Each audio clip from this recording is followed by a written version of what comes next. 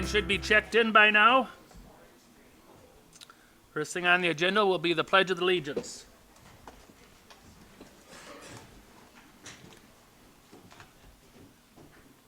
I pledge allegiance to the flag of the United States of America and to the republic for which it stands, one nation, under God, indivisible, with liberty and justice for all.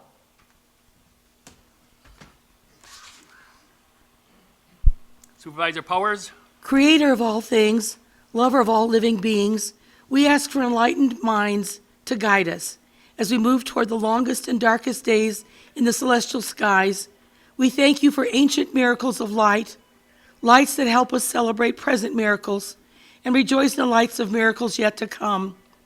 Direct in our time those who speak where many listen and write what many read, that they may do their part in making the heart of this people wise, its mind sound, and its will just. Amen. Amen. Somebody turn off your damn phone.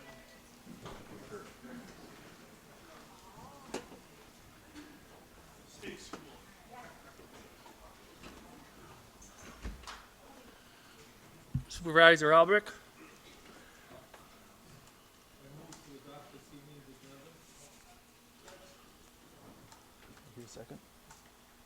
There's been a motion made and seconded to adopt this evening's agenda. All those in favor signify by saying aye. Aye. Opposed say nay. Carried. This time we'll have public comments. Anyone wishing to speak to on anything on the county board to anything that is happening in Winnebago County may do so at this time. State your name and address and what you'd like to speak about.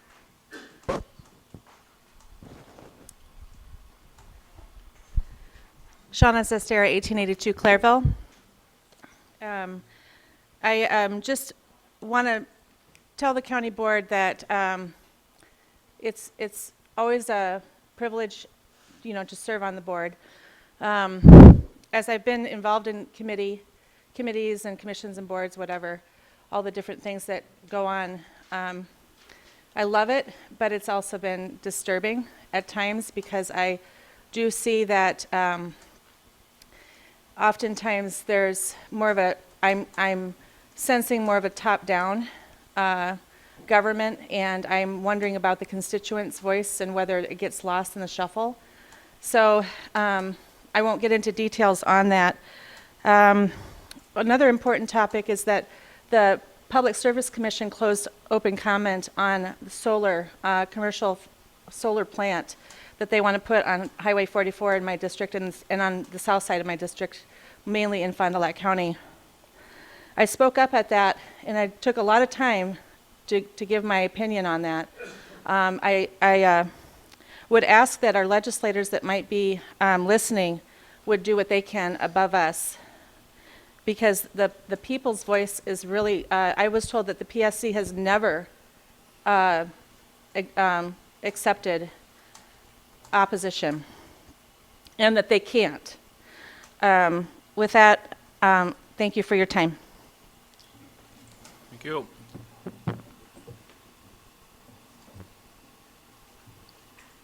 Anyone else wishing to speak to the board this evening? Anyone else wishing to speak to the board?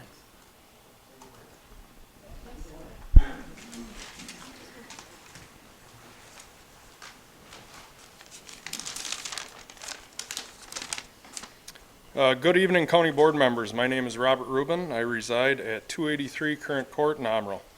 I am here tonight to express my disappointment in your choice to raise the boat launch fees. In the last few days, I have learned that the money collected can be used for maintenance and upkeep of our launches only after the deduction of the cost of collection, enforcement, administration, and operation are paid. This leads me to question, which of those four categories the custom vinyl wrap on a park ranger vehicle fits into? After speaking with a gentleman at the County Parks Department on Monday, I was informed the county plans to have credit card launch pass machines at the launches by the 24th season. Will this change the revenue collected annually? I also asked if kayaks and canoes are subject to the same launch and/or parking fees as trailered boats. To my surprise, the answer is no. The Grumman launch specifically talks about a kayak launch area, and that had to have cost something. Why should they be able to launch and park in the same area without a user fee? Maybe the funds you were looking for could come from them, not the folks that have been paying those for the last 15 years. I feel the users of these launches pay their fair share to access the waters of the state. The county needs to take a look within and give me an answer to the question, are you truly being responsible with my money? Thank you.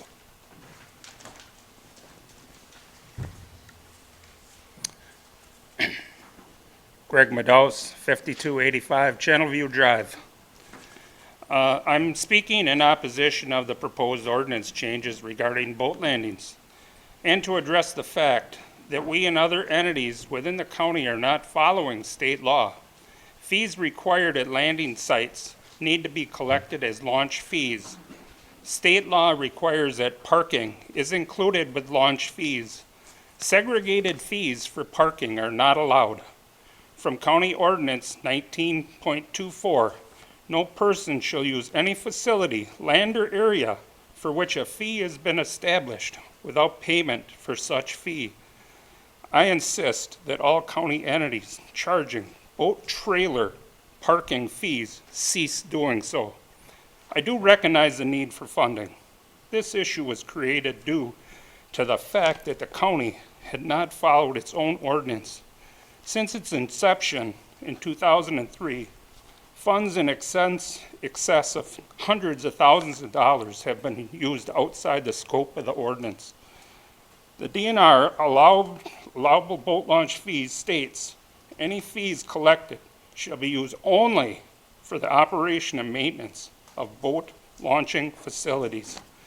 County residents, please consider reading County General Code Ordinance, Chapter 19, 19.24. And it's amazing to read what extent the ordinance goes to see the violators of boat trailer parking are prosecuted for failure to pay. Once the launch, it's changed to a launch fee, I hope they look at seriously making those the same for those that fail to pay to launch. Now, whether they have a separate kayak fee at a reduced rate, I'm fine with that. I've been paying a fee for 20 years. They've spent lots of money from that fund. Any of the improvements that are done. Time is up, sir. Thank you.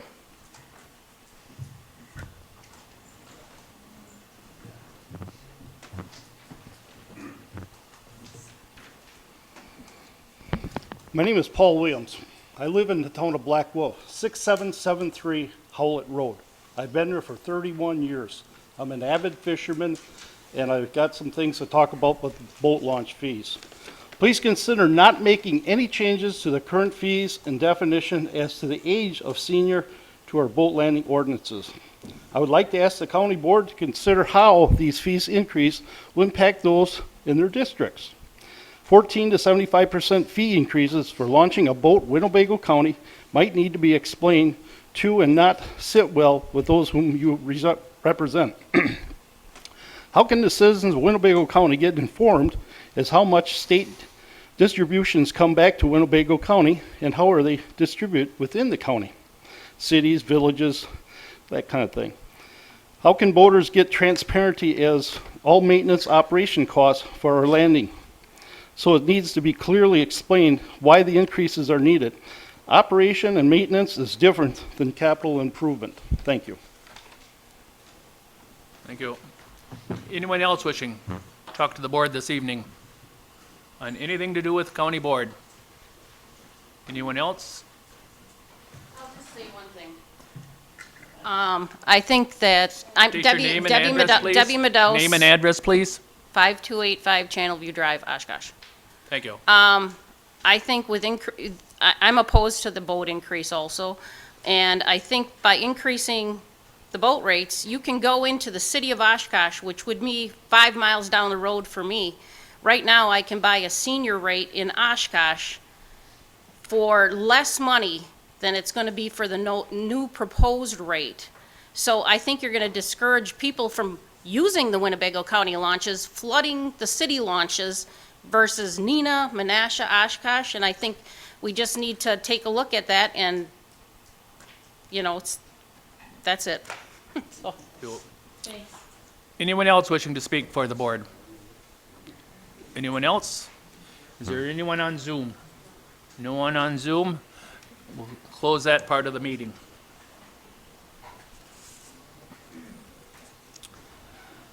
Communications petition memorial accounts accommodations. Let's see. Good evening, everyone. We have two resolutions from other counties that will be referred to the Legislative Committee.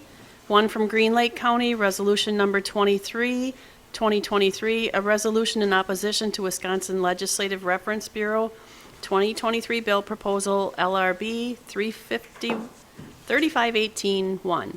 One from Sawyer County, it's Resolution Number 2023-27, a resolution on enhanced wake regulations. We have two zoning petitions that'll be referred to the Planning and Zoning Department.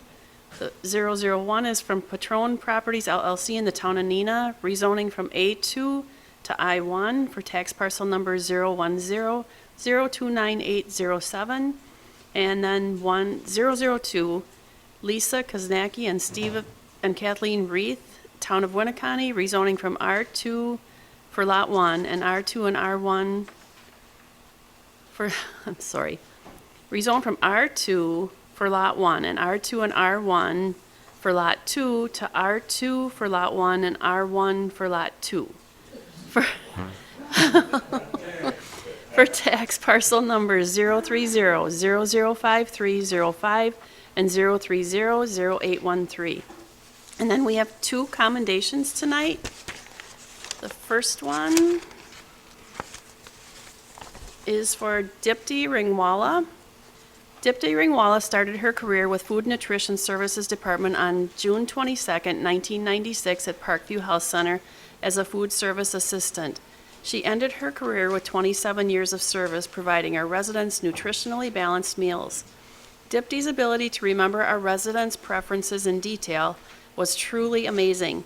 Her FNS team will miss her delicious treats, and her Parkview family wishes her a much-deserved retirement. And then we have a commendation for Joby Wolfgram. Joby started her employment for Winnebago County in 1990 as a CNA for Parkview Health Center. She has been a respected CNA at Parkview for 33 years. Her dedication to Parkview and the residents she cared was greatly appreciated and will be greatly missed. Joby could light up a room of residents with her kind humor and the care she always provided. Residents looked forward to her caring for them and the relationship she built with them. They considered her family. Joby was also a mentor to new staff and CNAs, instructing, showing, and guiding them on how to be a wonderful caretaker. Many staff looked up to her and respected her. Parkview cannot thank Joby enough for her dedicated years of service to all the residents that she provided care for. Parkview wishes Joby the best during her much-deserved retirement. Thank you for everything. And that's all I have. Clerk Bartles, do you want to read the two obituaries that we have from our families that happened within the last month? Okay. In memoriam of Patrick O'Brien, Pat O'Brien was elected as a county board supervisor for District 1, City of Menasha in 1982. He served as a supervisor until 2008. During the years in office, he served on the following committees: Aviation Committee, Parks and Recreation Committee, Committee on Committees, Emergency Management Committee, Judiciary and Public Safety Committee, Legislative Committee, Scholarship Committee, Industrial Development Board, Foxcom Fiscal Advisory Board, Personnel Function Review Committee, Committee for County Board Size, the State of Wisconsin Waste Facility Sitting Board, WCA Convention Committee, WCA Environment and Land Use Steering Committee, NACO Environment, Energy and Land Use Steering Committee, and the Solid Waste Board from 1988 to present. Mr. O'Brien passed away on November 30th, 2023 at his home surrounded by family after a short battle with cancer. A quote from the Solid Waste Director, John Raby: "He was truly a great person and will be missed by all." The next one is memoriam of Larry Kreischer. Larry Creasure was appointed as County Board Supervisor for District 36 on January 18, 2011. He served as a County Board Supervisor until 2018. During the years in office, he served on the following committees: Facilities and Property Management, Planning and Zoning Committee, and Land Conservation Committee. Larry had a deep appreciation for local government and a strong sense of community, leading him to serve as a member of the Winnebago County Board and as a supervisor and chairman for the town of Winchester. He was proud of his part in establishing the Town of Winchester Fire Department in 2016. He was also a land surveyor and operated his own LLC, LC Creasure and Associates, until his retirement. Mr. Creasure passed away on December 11, 2023, at his home, surrounded by the love of his family, following a long battle with cancer.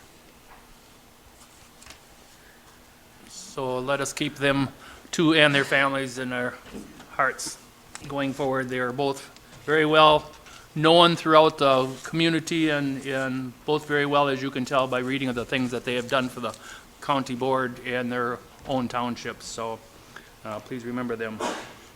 At this time, reports from committees, commissions, and boards. Not seeing any. We'll move right along then. County executives report. All right, thank you. Good evening. Wanted to start with a moment of silence for both Pat and Larry.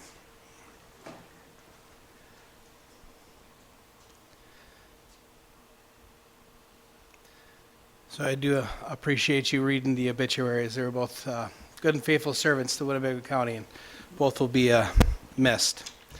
I have three items I want to address tonight that I placed on the agenda. Update on the county property tax levy, update on strategic planning, and some employee recognition. We have some employees here that I want to kind of highlight of some of the things that they've done this year. Starting with the levy. As you know, during the county budget presentations, the county was made aware of the Village of Fox Crossing's desire to utilize a levy limit exemption for the transfer of services related to responding to calls on 41, 441, and 10. The county's position is that responsibility was not transferred, as state law requires all municipalities maintain police protection within their borders. Additionally, state law requires that when municipalities contract with the county for any portion of police protection, the municipality is to pay the costs incurred by the county. For years, the sheriff's office has worked collaboratively and not charged these costs. The county requested a meeting with Fox Crossing and the Department of Revenue. Those requests were not responded to for a few weeks. Rather, the DOR requested a written response instead of a meeting in person. DOR, Department of Revenue, conducted on December 5th that a levy limit adjustment of $22,584 should be made next year based on a change in the intergovernmental agreement. On December 11th, the DOR finally granted the county's request for a meeting. The county maintains the DOR is applying the law incorrectly, and our corporation councils have talked, and we are going to continue negotiations on that. Due to the DOR's multi-week delay, the tax bills were not processed until last week. As of tonight, only the Village of Fox Crossing has not been available for pickup by the municipality, but those are printed and will be delivered tomorrow. All tax bills are available online. The county's levy is not changing for 2023. The DOR is requesting a change of our levy limit in 2024. Again, we do not think this is within the law. The county is currently meeting with WCA and other counties, and it's likely we'll be asking for a declaratory ruling on the law in the coming months by the department. After a meeting on Thursday, we'll have a better idea on the next steps of long-term potential impacts. As far as the $22,000 this year, I'm comfortable. Last year and during the budget, we left $250,000 levy on the table, so there's room for this. It's not going to affect us, but it does allow us to prepare for things like this. So for the property taxpayers, these bills are available, and we're available within the statutory required time frame. The county has been messaging as best we can where to find the tax bills. So if you're in a township, you can go to our county website, find your bill. Otherwise, Neenah, Menasha, Appleton, and Oshkosh, you can go to their sites to find their bills. And that's my update on that. But we are continuing to work with Sheriff's Department and legal counsel to go forward on an agreement there. Priority-based budgeting and strategic planning. After meeting with the consultant for priority-based budgeting, we have some dates to announce for the next steps for strategic planning. Shortly after January 2nd, an online survey will be sent to all you county board members. The consultant will be in town on January 23rd and January 24th.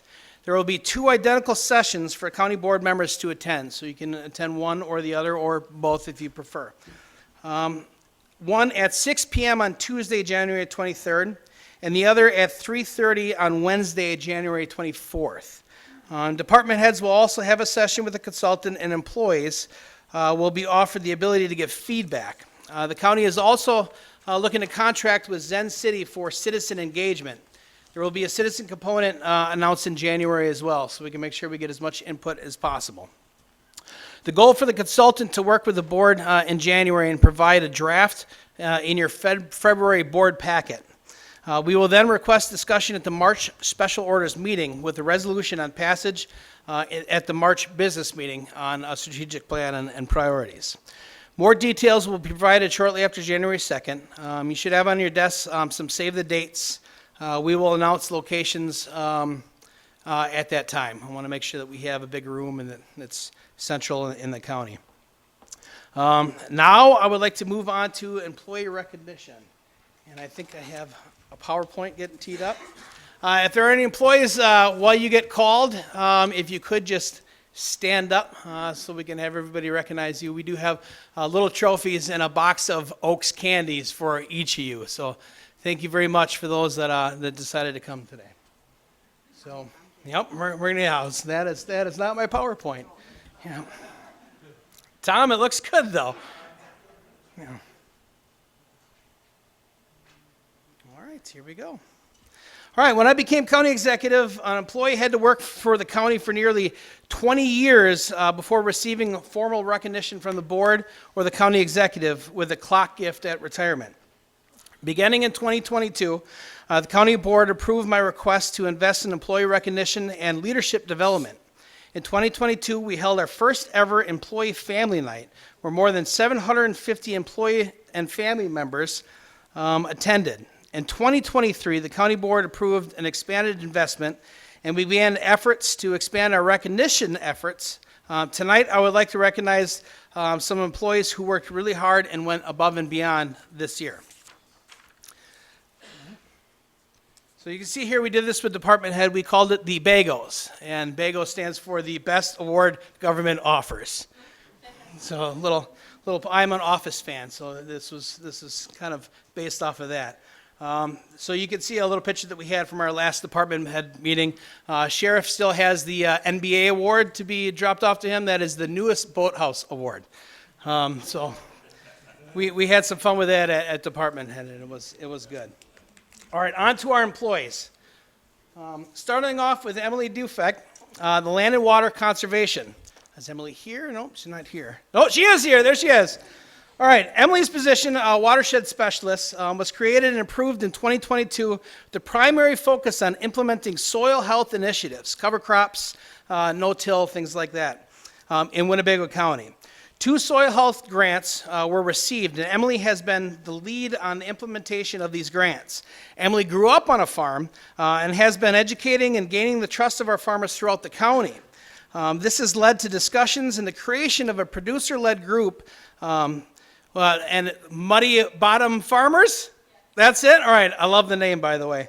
Emily worked with the farmers and was the lead on submitting the DAT-CAP producer-led grant, which successfully and recently awarded. The group's mission is to improve water quality and soil structure through the implementation of soil health principles and conservation practices, along with providing outreach and education to the farmers and the public. And I think the drone planting the cover crop seeds was crazy. That was really cool to see.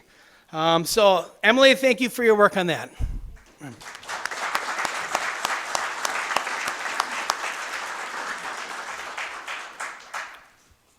All right, next up is PTO design and implementation. This is really 2 departments coming together here.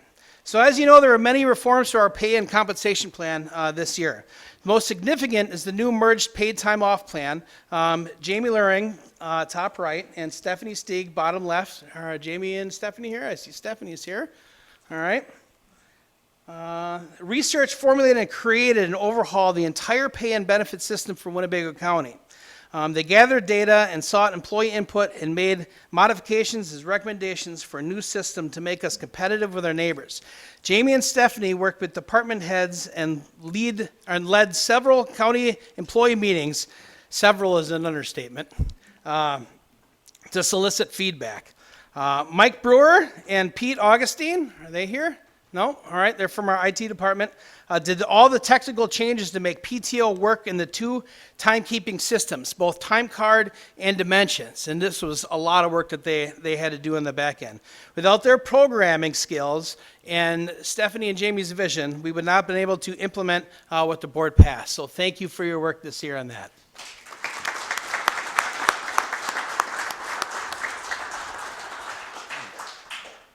All right, next up, Renee's going to kill me for this picture, but that's the best I had. Renee Sirocco for Human Services. Renee was the incident commander last year for the weather and shelter emergency over Christmas and New Year's holiday. This type of emergency had never presented itself before and required a coordination and cooperation from many different departments, divisions of local government, and private entities. Moving quickly was essential to ensuring that no homeless person who wanted shelter would not be able to make sure that everybody who wanted shelter would be able to receive it. Renee's mastery lies in her attention to detail, the ability to see the big picture, rally support from her team and staff, coordinate and manage the multitude of issues that they came up with on the fly. All this happening within hours in an area totally foreign to her. She went above and beyond, juggling this huge challenge while maintaining attention to her own family's needs during the holidays. Miraculously, no one went without shelter during that event, food, and most importantly, nobody passed away during the worst weather that we saw that season. So I know Renee's not here, but my heartfelt thank you to her, and if you're watching on Zoom, well done. Next up is Corporation Counsel for Appellate Responses. Now, I did not get pictures. I'm disappointed in that, Mary Ann, but it's okay. Corporation Counsel's team of Kathy Shear, Hannah Kotke, Tori Kinderman, and Andrew Casper filed 22 appellate responses. Specifically, 17 response briefs were filed in the Court of Appeals and 5 responses to petitions for review were filed in Wisconsin Supreme Court. This is a Herculean effort given the size of our office. As of September 2023, Milwaukee County's Office of Corporation Counsel, which has double-digit number of attorneys, filed 2 Court of Appeal briefs and 1 stipulation. So the amount of work that they actually did this year was an amazing effort done by your staff. So thank you very much for that.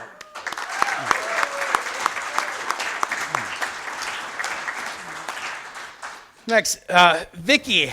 Vicky is probably one of my favorites. She always, no matter how busy she is, she always has a second to shoot the breeze with you and tell you how things are going. Vicky has been the person responsible for the grounds maintenance work performed by the facilities department.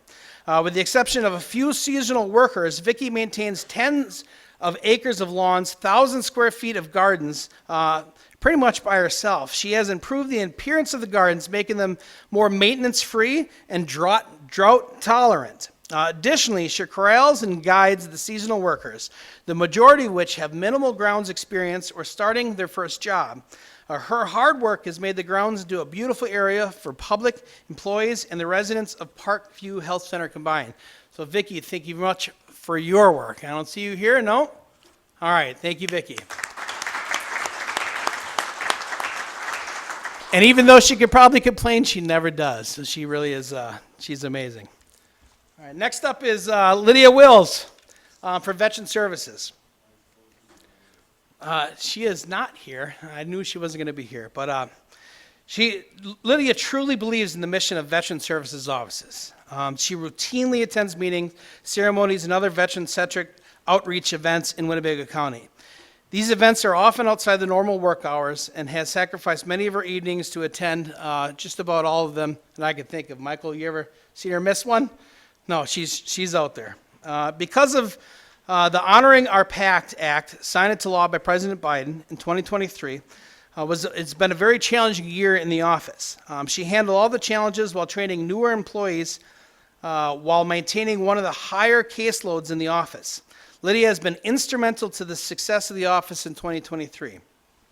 From another county's vet's office or service officer, the PACT Act was the largest expansion of federal veteran benefits in the last 30 years.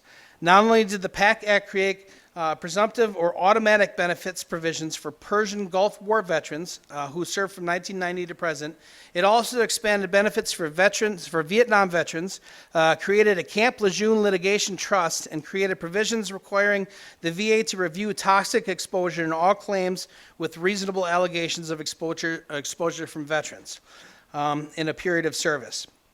This change resulted in more than 3 million claims in the last year, a threefold increase based on the average of annual claims with the federal VA benefit system. Most offices have seen a 100 to 200% increase in caseloads throughout the last year.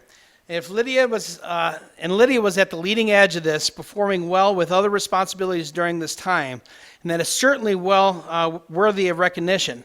On top of the caseload, she still went out and did satellite hours and went to find the veterans that weren't coming in to us. Lydia shared us this picture of her father and her. Her dad passed away over 25 years ago from an illness that is now covered by the PACT Act. So, Lydia, thank you for your service.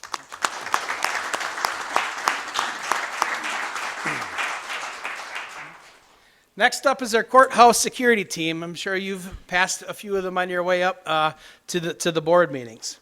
So the courthouse security team of Lieutenant Scott Rollo, Deputy Eric Hool, Booking Clerk Dave Casper, Deputy Matt Weiss.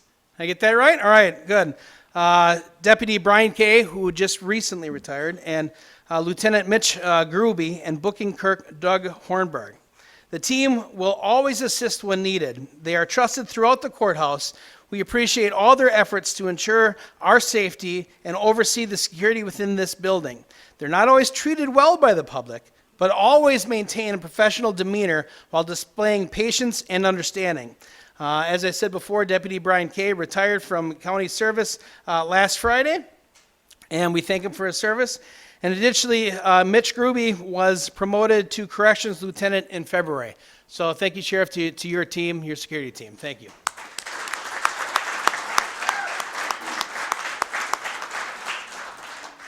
All right, next up, Cassie's going to love this. There we go. That's a decent picture. I'd take it. Cassie Greger was promoted to Deputy County Clerk in February. She has taken her new task and responsibility with great success.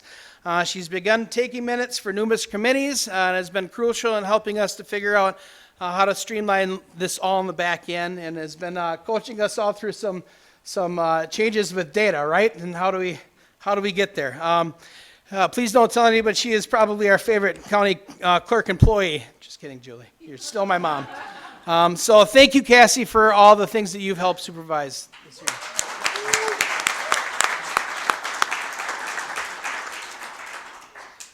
All right, and another one, Lindsay, I do not have a picture for, over at Parkview. Anna helps the residents with their everyday needs, from getting up in the morning to going to bed. This includes keeping a positive attitude while bathing, toileting, grooming, helping assist at meal service, working with residents who have limited ability, both physically or cognitively, reporting any new concerns to the nurse. They are our ears and eyes for the clinical team, and Anna is an exceptional model of that. She does it day in and day out at full-time status. She is always here for the residents with a positive attitude, finding the silver lining in any situation. Anna is a wonderful role model to have on our team for both experienced and new staff. She is everything you want in a caregiver. Not only does she remember the little things about the residents, but also their family members, making Parkview a family and resident-focused center. So Anna, thank you for your service.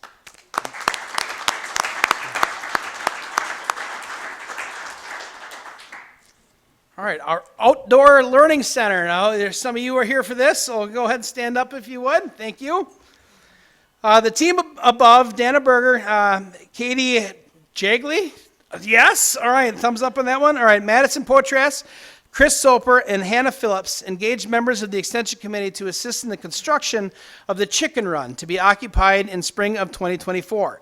Donations and grants have been solicited for the construction costs. The Highway and Parks Departments were also partners as they assisted with weed removal and mowing.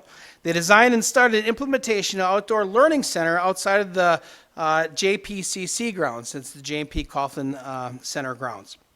This space will include a chicken run, raised garden beds, tables to facilitate hands-on learning in the areas of animal science, gardening, nutrition, and more.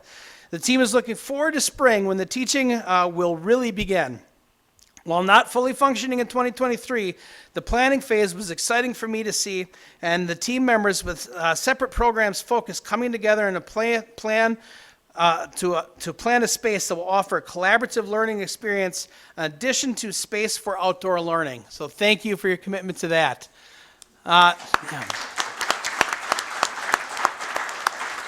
The one bit of feedback that I had is the chicken hatching in schools. They wanted the chicks to stay a little bit longer, but I think everybody likes looking at the egg, but then you want to enjoy the little for a little bit longer. But thank you very much.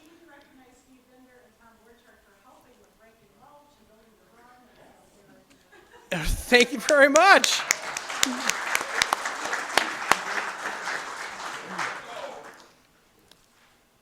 All right, Dia, this is the picture I got for you. Yeah, all right, you're okay with it? All right, I'm okay with it. Dia has been directly assisting both the county clerk's office as well as the individual board members with the technology related to the remote and hybrid meetings since it started. This work often takes time outside of Dia's normal work hours, and she still remains available and dedicated to her other IT duties. Dia does not necessarily like to be singled out or have attention drawn to her. Sorry about that. But I feel she deserves recognition for all the hours and the patience she's had with us as the time that she has put in for this duty. So thank you, Dia.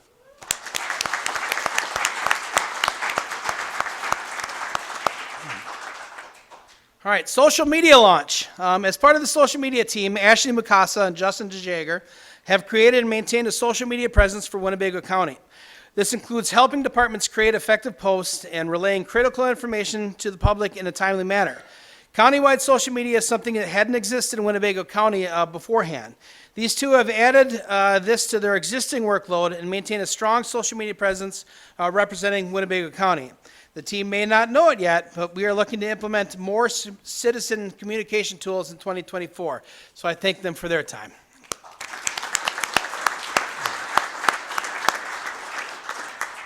All right, back to the sheriff's office. All right, is Amber here? She is. There she is. All right. All right, this one's close to my heart, so thank you for that. The leadership Lieutenant Rosick has provided for this program has gone above and beyond her duties as the Assistant Jail Administrator. Throughout the year, Amber has worked long hours developing policies and procedures, creating PowerPoint presentations, and presenting information on the STAR program to various groups to garner financial support, as well as reporting out to the Opioid Conference of Wisconsin, allowing other counties the opportunity to replicate what is being developed here in Winnebago County. Furthermore, the success rates in the first year of captured data has shown unprecedented success. In the first year of the STAR program, we served 399 individual inmate participants. Our contracted recovery coaches had 2,139 contacts with these participants, and 55 Vivitrol injections were administered. Sheriff, I think before we did that, we only had like 8 injections, right? So that's shows you how much this ramped up.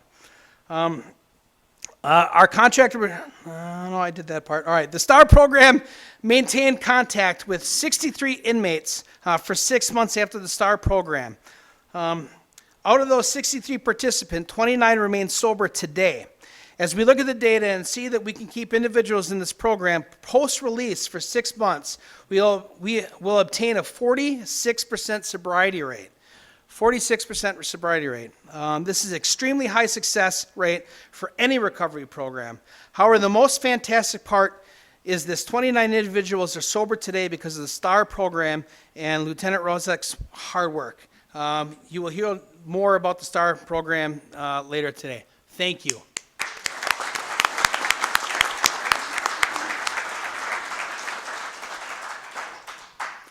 All right. Kelly Coots. I don't know where. Kelly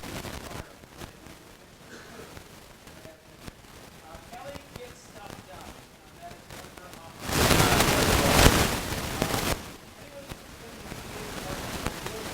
one of her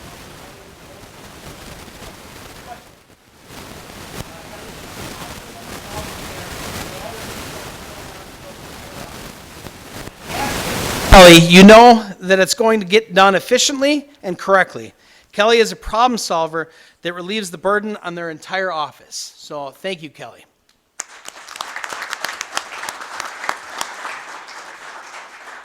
All right, next, Rick. Rick's here. Where's Rick? As you can see, this is a younger picture, but I think you look more handsome now. So, all right. Rick Helms. Rick has been a friend of mine for quite some time, so it's an honor for me to present this for you. Rick adapted and worked with PGI to put on a great event in 2023. This is a unique event that required more hands-on work from our staff. Rick volunteered to work until 1 a.m. multiple days. Rick organized many of the groups on the day of each public night. He also made sure that everything ran smoothly.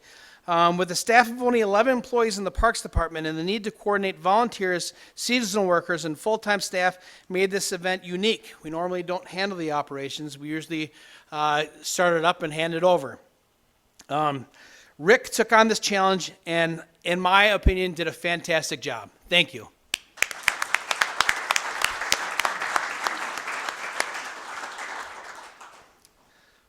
All right. Mike Geschettel. Hopefully I got that right. Bob will correct me later if I didn't. This is a pretty cool story. On August 17th through 19th of 2023, Mike entered the American Public Works Association Wisconsin Chapter Snowplow Rodeo that was held at Wisconsin Timber Rattler Stadium in Appleton, Wisconsin.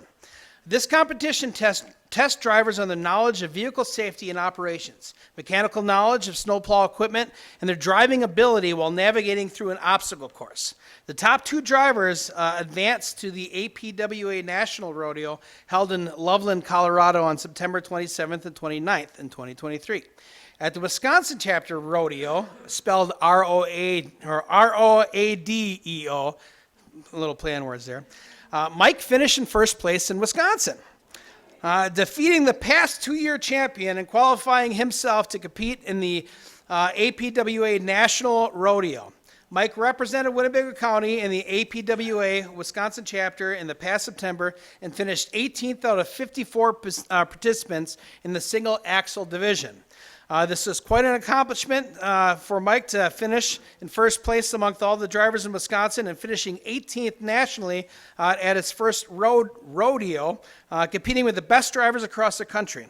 While competing in both competitions, Mike represented Winnebago County in the state of Wisconsin, showing the quality of snowplow drivers that keep our roads safe. So, Mike, thank you.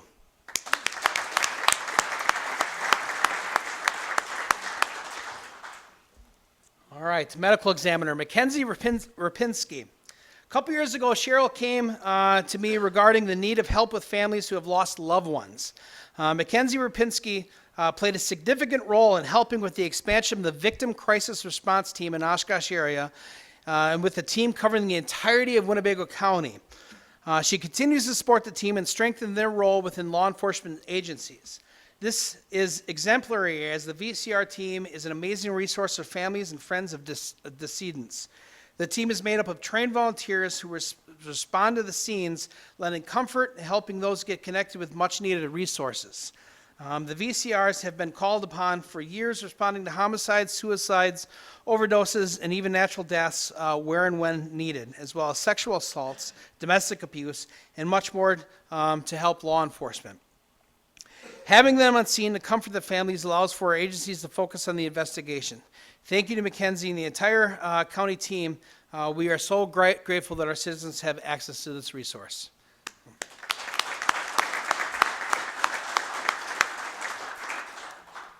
right, heading back to veterans for one more, for Shane here. Shane's a great guy. I don't know if anybody have met him.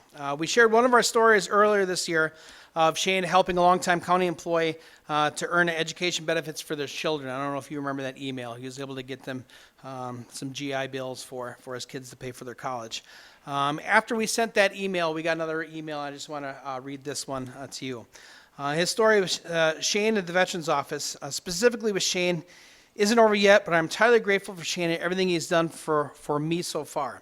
I've been out of service now for 30 years, and I saw the VA open house and scheduled an appointment with Shane, was unable to make the open house. In the past, I felt like, I guess I haven't fought in a war, and there were so many more deserving soldiers with needs greater than mine that should have the VA benefits. But through the years, I have issues that have continued to get worse by me not addressing them. Yes, I have insurance, but I also always had co-pays or deductibles that I just can't afford. So I reached out to Shane last November, recently got back my denial letter for disability. I needed to submit more info. Shane sat me down, reviewed my denial letter for disability, and helped me complete the VA healthcare application last week. And I got the call that I was approved for VA healthcare. I cried when I got that phone call.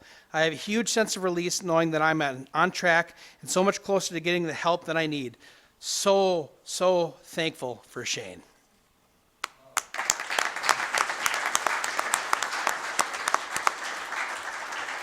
And on a note with that, with Veteran Service, we talked about our open house we've been doing for county employees. We're going to do it again next year. We're going to extend the invitation to our municipal partners, so Menasha, Neenah, Oshkosh School District, for any of their employees that are veterans to come in on those open house days. All right. Up next is the HELP program. Anybody from the HELP program here? Oh, Beth, you're the closest thing, huh? You're going to be reporting on it? Okay. You're going to hear about the HELP program later tonight, but their successes have been absolutely phenomenal this year. You've been blowing it out of the water. It is amazing to see the amount of things that you guys are doing. The success under the leadership of Beth Roberts and Sarah Brown are nothing but extraordinary. The staff in the program are Sarah Brown, Leah Ferguson, Hannah Locks, Brittany Hosladen, and Stephanie Whitty. And I don't want to steal their thunder before the presentation, but you'll see it tonight. Just the amount of work that you guys are doing has just been, it's been awesome to see. So thank you, Beth, and your team. All right, next is Shelley Schrei in purchasing. And just to be clear, that is Ethan Hollenberger in the Fox, the Amro Fox. Winnebago County and Amro have this thing, so he didn't want this picture out there, but I had control over it. So there it is. Shelley Schrei is receiving a trophy that says "Up for Anything."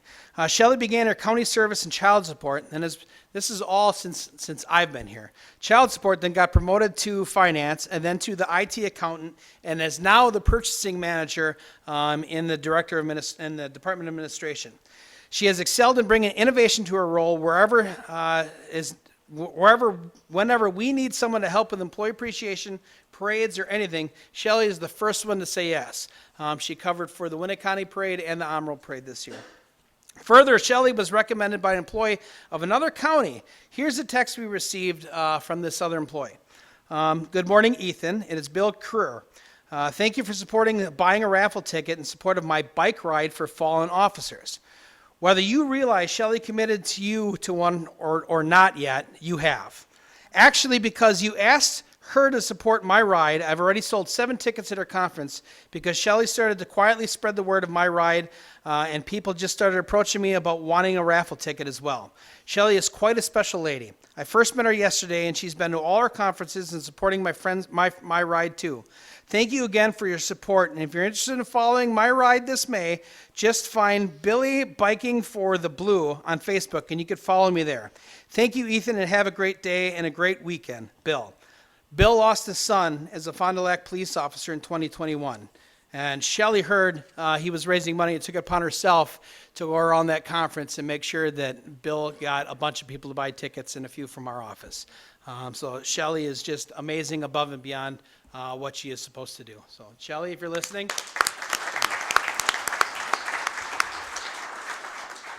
All right. Coming up is a gem from Planning and Zoning. This is Adam Dorn. I don't know if any of you have had the pleasure of meeting Adam Doran. He is an amazing individual. This is, I believe, a picture with him and his dad. Is that? I'm not sure. Yeah, I think that's him and his dad. All right, in 2021, Adam Doran and his team led a compressive redistricting timeline. Since then, Adam has been at the forefront of next generation 911 GIS data conversions and grants. He's been a leader in his department and across the state on several issues. There is rarely a time when Adam has not heard about something or knows where to get more information. Adam has been enthusiastically taking leadership development as provided and leading the cohorts he has been with. Adam is a stellar employee, and we are happy to have him here on our team, not only just for the county, but the Sheriff's Department as well. Sheriff, I think you would agree that Adam's been instrumental in the Next Gen 911, so he is a treasure, and we are lucky to have him. Adam, thank you.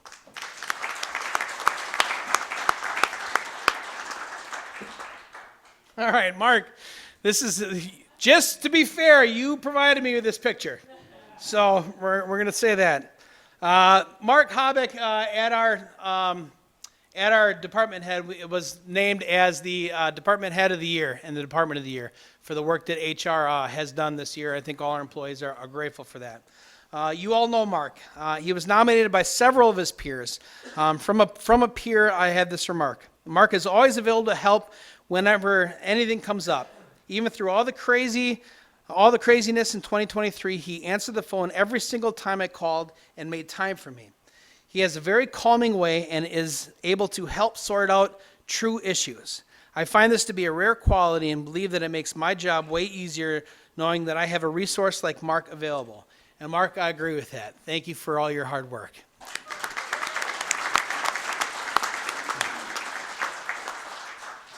All right. And last, I wanted to show a list of employees that have gone through the NACO High Performing Leadership Academy. The High Performing Leadership Academy has wonders as far as being a leader, how to listen, how to adapt to your people, how to communicate better, and just about everybody that's gone through this has learned a ton from it. So here is a list. I'm just going to go ahead and read it off. I was the first one to go through it. I thought it was so great. It was developed by NACO, and Colin Powell was one of the key people in leading this leadership development program. So Chris Larson, the Register of Deeds, has completed. Kevin Kuklinski at Highway. Chad Casper, there he is, Chad Casper, Land and Water. Yep. Jim Shell. Adam Breest, Adam's here, right? Yep. Amber Hoppe, our new treasurer. Paul Rothy from Facilities. Patty Francoeur from IT.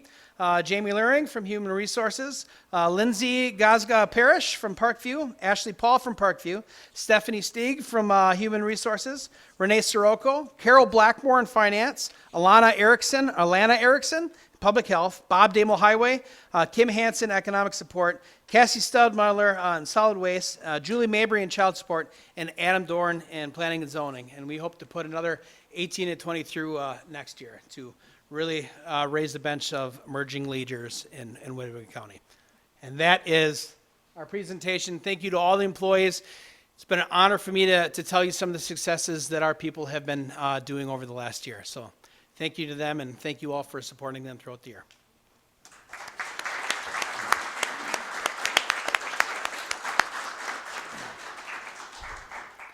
Your appointments, Mr. Executive. All right. To the members of the County Board of Supervisors, below are my appointments to the boards and commissions. Board of Adjustments, I'm appointing Tom Verstegen of the town of Black Wolf. He is currently a second alternate. His term will expire on June 30th of 2025. A vacancy remains for the board and an alternate to the board. Is there a second? Motion made and seconded. All those in favor signify by saying aye. Opposed, say nay. Carried. All right, Board of Health, Kim Moloff and the City of Oshkosh to the Board of Health. Her term will expire on July 1st of 2024. A vacancy for a physician and a citizen member remains on the Board of Health. The vacancy must be filled by residents of the City of Oshkosh and or the City of Neenah. Motion made and seconded. All those in favor signify by saying aye. Opposed, say nay. Carried. All right, the Grievance Review Board. Miss Linda Tipler of the town of Winneconne has a term expiring December 31st of 2028. 2 vacancies remain on this. Motion made and seconded. All those in favor signify by saying aye. Aye. Opposed, say nay. Carried. Human Services Board, Supervisor Kay Haran and Supervisor Becky Nichols for a term expiring December 31st of 2026 or when service on the county board ends. I'm reappointing Mr. Harold Singstock for a term expiring December 31st of 2026. Motion made and seconded. All those in favor signify by saying aye. Aye. Opposed, say nay. Carried. I think I have one more on Human Services Board. Right. Supervisor Ed Jazorni. Is he here? I think I worked on that. Not here. Tom, all right. Ed Jazorni to a term expiring December 31st of 2025 or when service of the county board ends. Motion made and seconded. All those in favor signify by saying aye. Aye. Opposed, carried. All right, Winnefox Library System Board of Directors. I'm reappointing Miss Catherine Freund for a term expiring December 31st, 2026. Multiple vacancies remain. Motion made and seconded. All those in favor signify by saying aye. Aye. Opposed, say nay. Carried. Thank you very much. Thank you. All right, my report will be, we're Supervisor Schellinger, Supervisor Miller, and Supervisor Jazorni have all asked to be excused. Excuse me. So, nothing you're going to catch, Chuck. So anyways, I heard that those that went, had a good time last night, hopefully. I was a little under weather and I didn't want to bring it to anybody, so you had it for Christmas. I definitely don't want that because I know no one else would. And I did have a grandchild that had that RSVP and I had 2 kids sick, and so I just thought, no, I just would stay home. And so hopefully you all enjoyed it. It sounded like it was a good time. John was giving out all of his good awards here. I have to give out some good awards to our clerks in her office over there. If it wasn't for them, a lot of this wouldn't happen, I can tell you that. Everything that goes on in the county board. I mean, they're my right-hand people, I should say, not man, but right-hand people.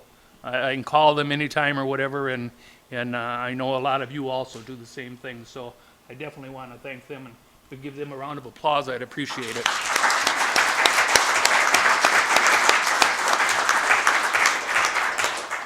And also, I want to thank Betsy for getting the place for us last night and working with the clerk's office.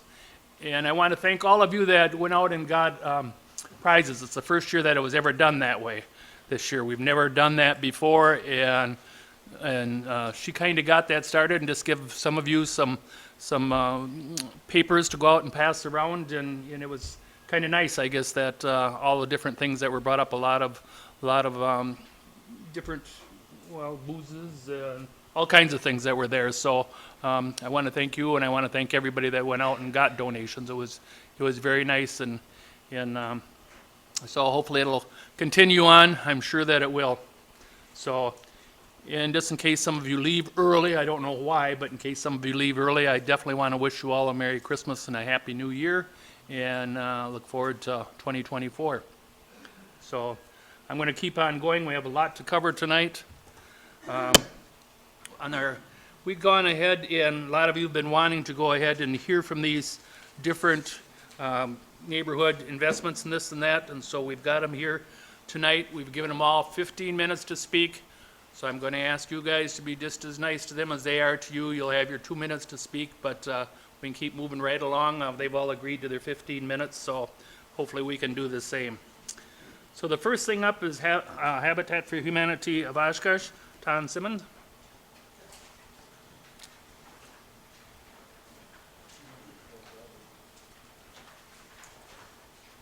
Thank you. Which one? Okay, thank you.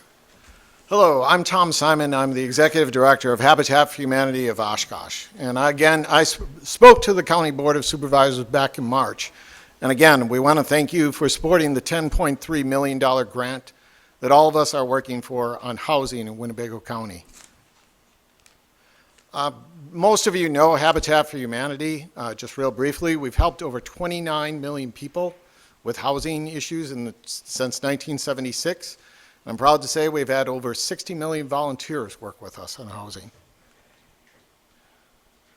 Briefly here, last time I presented, somebody asked, well, why isn't the grant working in Neenah, Menasha on this? It is. I used to work for the Fox Cities Habitat for Humanity. They cover the very northern third of Winnebago County.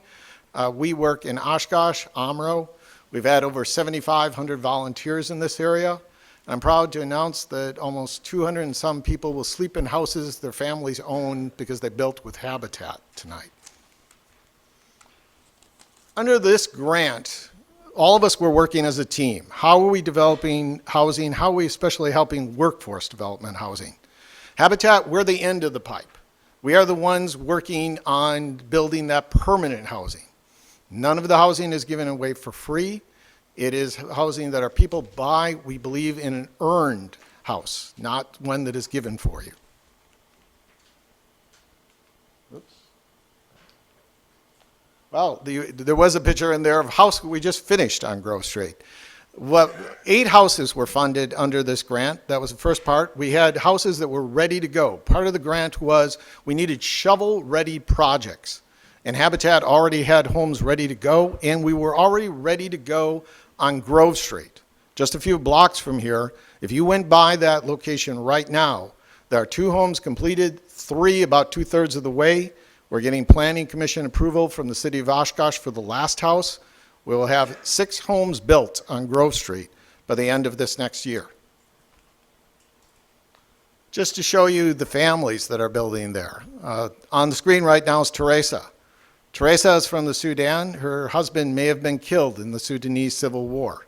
She works at Aurora Healthcare right now. You see those boys. They're great high schoolers. They will be workers in Oshkosh in the future. The Davis family, one's a truck driver, Joe. Jennifer was she did a food truck in town, that Southern girl, if you ever saw it. Fortunately, Jennifer is going blind. It changed their whole family history. But she's one of the most grateful people you'd ever meet. She's one of the best cooks you'd ever meet. And they are neighbors to Teresa now. This is, showing you how Oshkosh is changing, where we're bringing in people. That's Abdel on the far left side of that picture. Those are his children. Their city was destroyed in the Syrian civil war. He's now working as a machine operator with a local employer here. The stability, those kids. I know the little girl in the middle. She will be valedictorian one time. This family believes in education like you can't believe. We've been doing this with volunteers. It's one reason why we've been able to produce houses at a cost of about $170,000 per house. When we do it with volunteers, we can do it much cheaper. What I want to thank you for is to build more houses. It's hard for me to keep just raising money per house. The grant got it so we could get to 3 per year. Our goal is now to get to 4 per year, as I announced a project we're going to do, and eventually get to 6 to 10 per year. Where are we going to do this? When I was last here, I talked to us, and I just threw a picture on the board. We now own this. This is our first subdivision. It's called Springview Acres. It's our attempt when you're getting land developed and whatnot. We're finding it was just cheaper or easier to do a whole parcel rather than do it one by one. We purchased this land back in March of 2023, this spring. I will freely admit to you that we ran into major stormwater planning issues. It's complex to do a subdivision. But we have worked with the city of Omro. We've come a long ways. We are down to 2 really small issues. If you know anyone on the Omro City Council or Planning Commission, tell them the Habitat people are working very hard on this. If we could get an agreement through Planning Commission on February 14th and city approval on March 5th, I believe will be the city council meeting, these lots will start to be developed to be homes. We will, at the end of the day, have 16 lots in this location. We had to give up 4 lots for the stormwater management. And we did that because we need to help all of Amro. Our thinking, and you'll see this in the think of the team, we can't think individually. We can't think of the moment. We have to think working together. And just to show you where it's located, we jokingly call it the Quick Trip property. If you know where Quick Trip is on the east side of Amro, that's where we're building.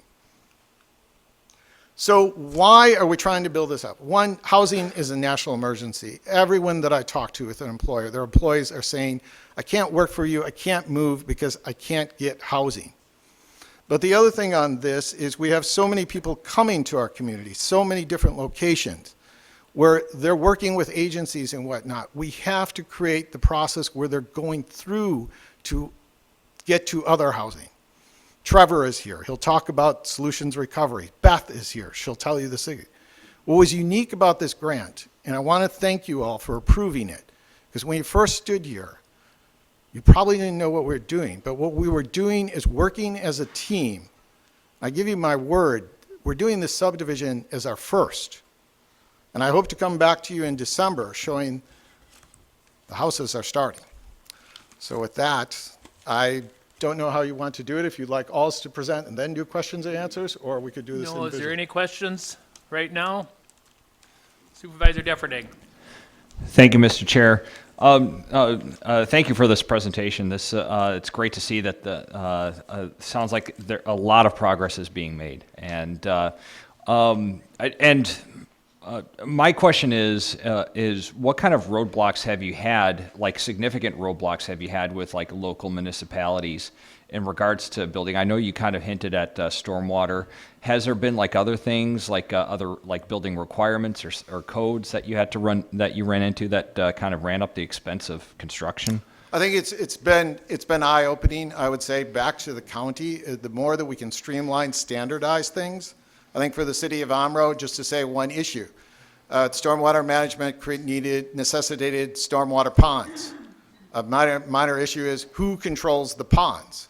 Amro saying we haven't done this before. Expertise, help. Because if you think it, at the end of the day, they were saying, okay, a nonprofit who has no staff person for this, you should manage the ponds. I think the county could help a lot by, like I said, standardizing, offer expertise help. Those type of things would be a really good cost benefit, I think, for the county.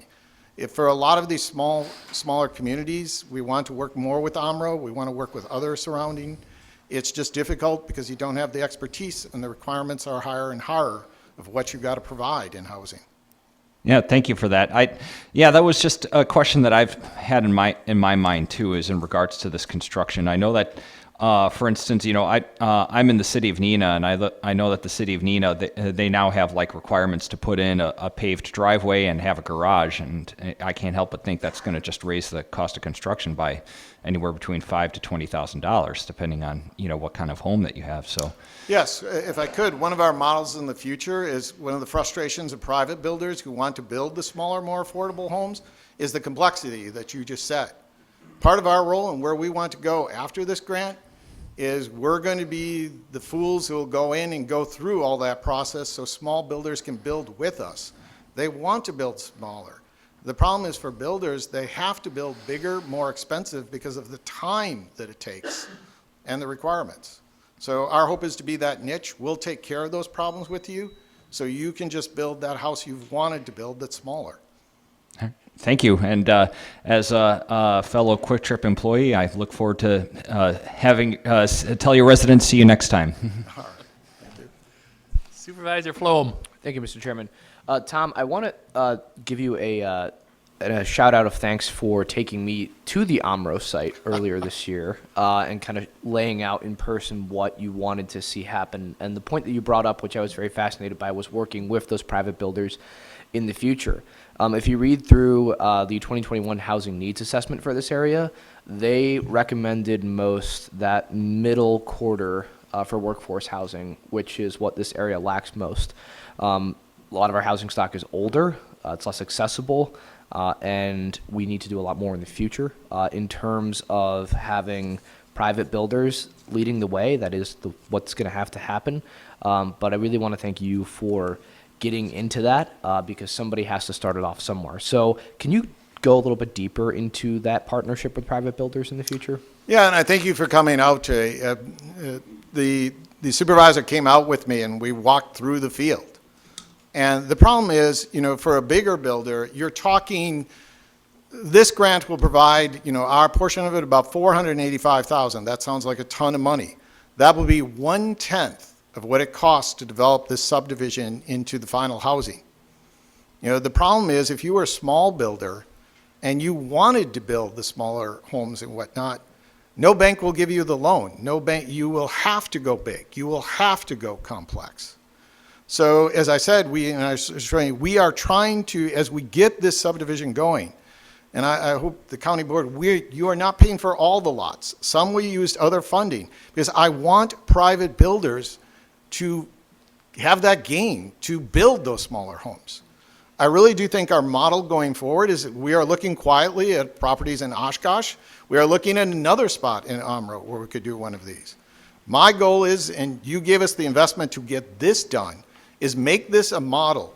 And finally, and I'm sorry to extend for a moment, after World War II, we housed 8 to 10 million GIs coming back. We did it by a subdivision model similar to what we were, that small builders could crank out decent, very differentiated by the small factors, houses again and again. Are we saying that they were smarter than us? Are we saying that we can't do this again? I have other Habitat affiliates watching what we're doing, and I think that this could cook up to a much higher. I want to see the small homes, the small decent homes rolling out again. It hasn't happened in our market for about 20 years now. Thank you. Supervisor Hens. Thank you, Mr. Chairman. As somebody who is serving... Thank you again, Mr. Chairman. As somebody who was serving on the City Plan Commission when you initially came through, I believe that was in 2021. Yes. Earlier in 2021, I think I was the chairman at the time.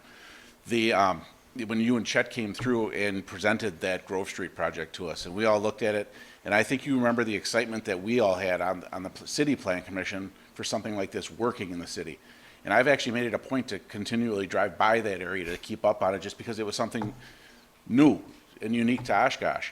And I just want to say, if anybody has any questions about this Amro project, it's in great hands. Because the stuff that you guys are doing on Grove Street, it's exactly how you presented it to us. It looks phenomenal. It fits into the neighborhood. And this is the kind of thing we need to see in our community going forward. So thank you very much for everything you've done and you're doing. If I might say, thank you for coming by my office. You're always welcome. My final contact information, is up on the screen there. I really do think we're willing to talk to builders. We're willing to talk to anyone, as the others are. And one reason, too, why I feel we need to do this, as you hear from the others, there are people graduating through programs where they're hitting a level and then just can't go on to the next step. Owning a home, that's the basic American dream. It's why somebody would continue in Trevor's program. All the work that Beth is doing, finding people. Once you get to home, think of your own lives, how much it means to those people that I just said are immigrants on this. It's really changed their attitude. I would say if you met this Terza, she says, she's working with our volunteers, I thank God every day I got to come to America. I mean, Joe and Jennifer have an American flag flying from their porch. No one in the history of their family had ever owned a home before.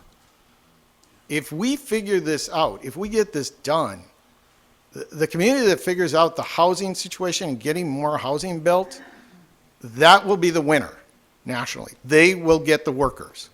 There's a cold, calculated fiscal of why I'm obsessed by this, is I want to see Oshkosh prosper. We need housing. Supervisor Hanson. Thank you, Mr. Chairman, and thank you for your presentation. Just a foolish question. Please forgive my naivety on it. When you have a property, or excuse me, lots like out in Amro, is Habitat Humanity bound for single-family housing or only one dwelling? Is there any way to condominiumize the projects at all?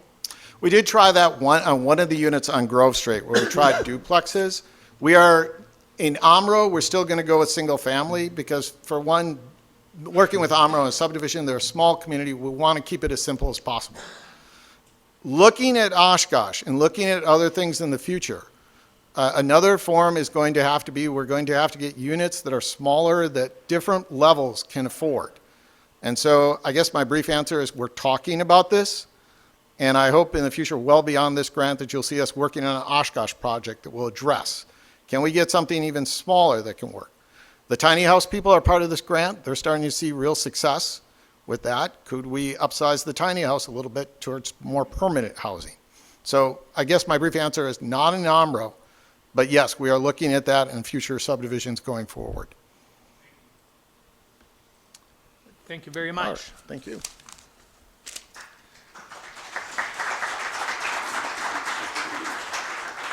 Solutions Recovery, Trevor.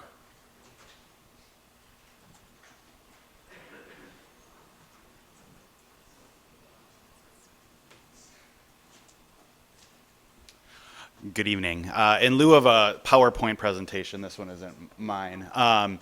We elected to provide you with a one-pager kind of outlining what we've been up to with the Neighborhood Investment Fund grant, and then additionally just some high-level programming information about solutions, just to give you an idea of the different things that we're able to do as a result of being of service in the community. So thank you again for having me. I'm really grateful to be here. We've been able to accomplish quite a bit in a short amount of time with the Neighborhood Investment Fund grant. One thing we did was start construction in August. So we broke ground in August on our 3,000 square foot community center addition, which is also going to provide accessibility for folks with disabilities or mobility concerns. So what we've been able to do with that project is move it along just to be right about on time. We had experienced a little bit of a delay getting some windows in, but we're looking at completion really early in 2024, probably in January. So that's for the community center. With our housing program, we've been able to purchase 5 homes with the Neighborhood Investment Fund grant. That's just about right on track with where we wanted to be. With those 5 homes, we were able to increase our capacity from 15 to 45, and we've been able to serve 40 individuals with that with those homes so far. I'm grateful to be in the position that I'm in because I get to see folks come in at day one, or maybe see them come from the STAR program at day one. And just the results that we've been able to see over the last year has been really inspiring. Folks have transformed their lives, and we find that we still just don't have enough. We don't have enough resources in our community to house everybody, to meet their needs and meet them where they're at. But the impact that we have been able to make has been great. One other aspect of the program that we were able to add and expand was long-term housing availability. A barrier that folks kind of presented with us when they came to our primary sober living program was it's a 6-month program. They get some sobriety time under their belt. They're able to get a job, become sustainable, and start to give back to the community. One area that we were having trouble with is finding folks housing after they left.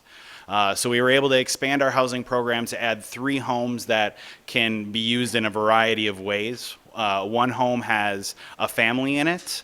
And then 2 of our homes have shared roommates arrangements in them. And those folks can stay with us for up to 2 years. And one thing that's really great about that is we get to continue to track their journey for those 2 years, but they continue to stay involved. They can continue to be a part of solutions long term. They're involved in the primary homes. They're going back. They're sharing their experience. They're getting involved in community service.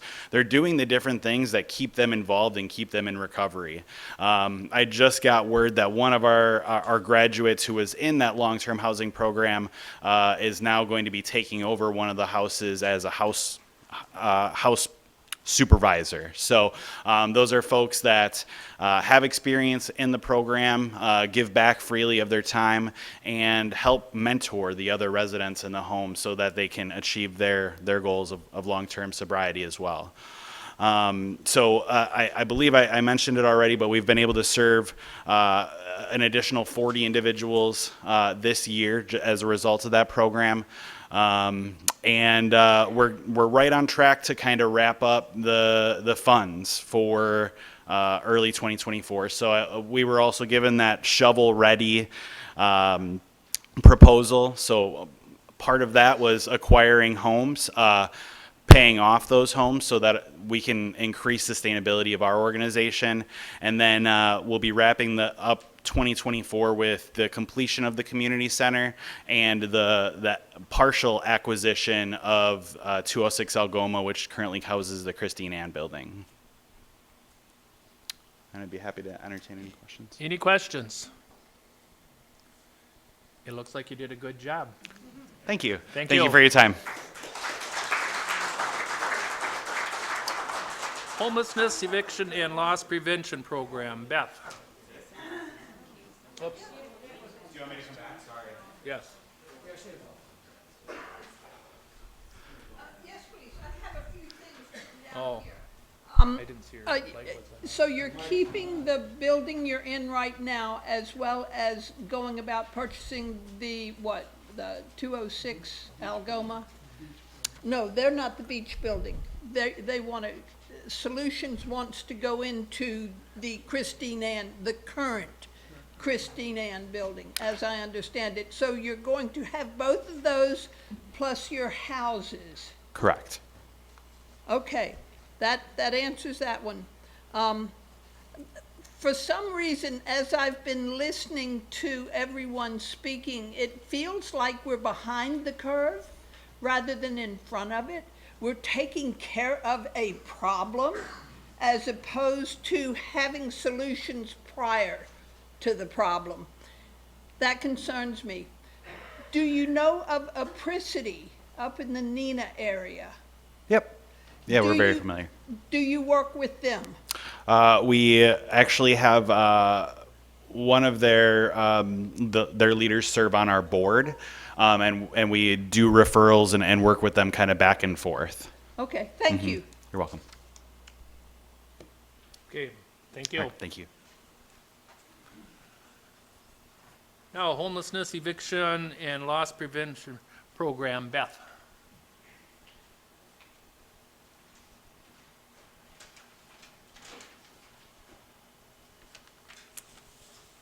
Good evening. I'm Beth Roberts, the Long-Term Support Division Manager with the Human Services Department.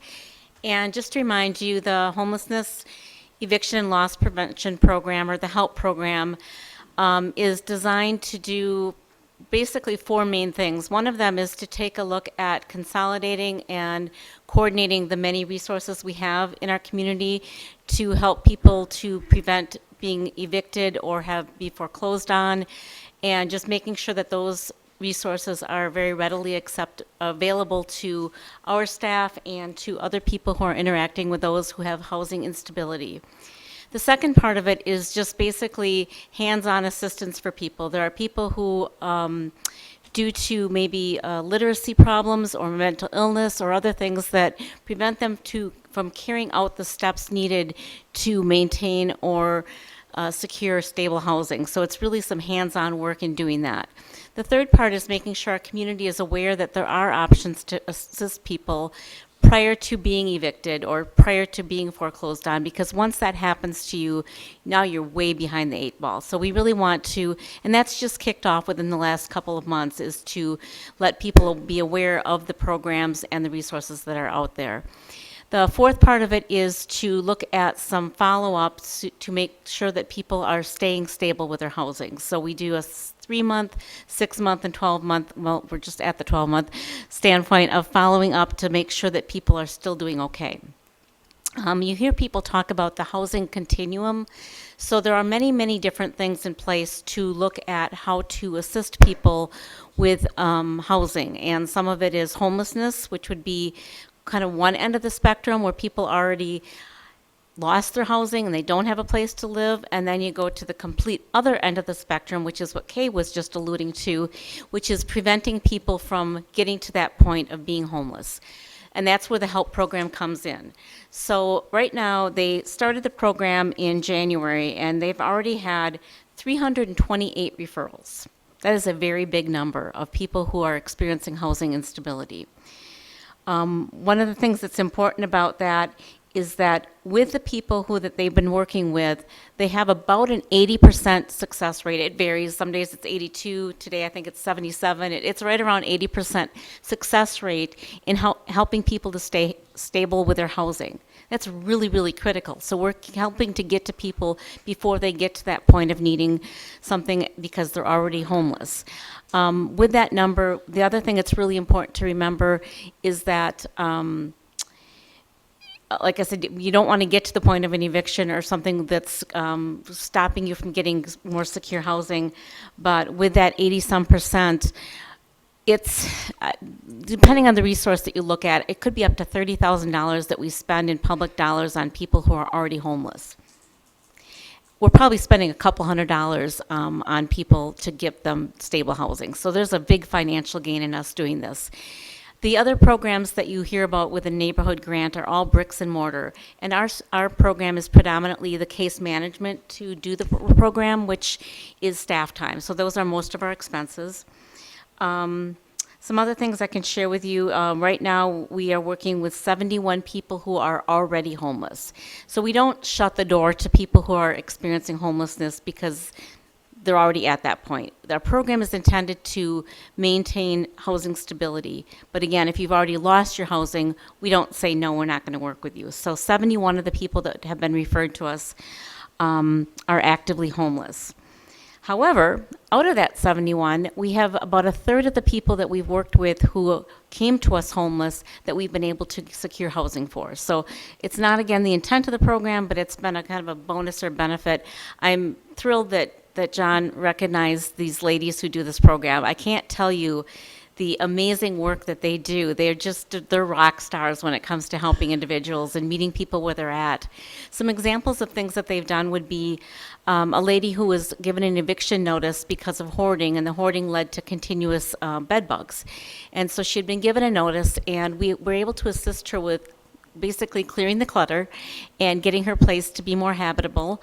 And she thought that not having a bed would prevent the bed bugs, which was not accurate, but she hadn't slept in a bed in years and years. And so once we assisted her with getting it cleaned up so she could stay there and not have to be evicted, she got a bed, and she slept in a bed for the first time in over a decade. So that was pretty cool.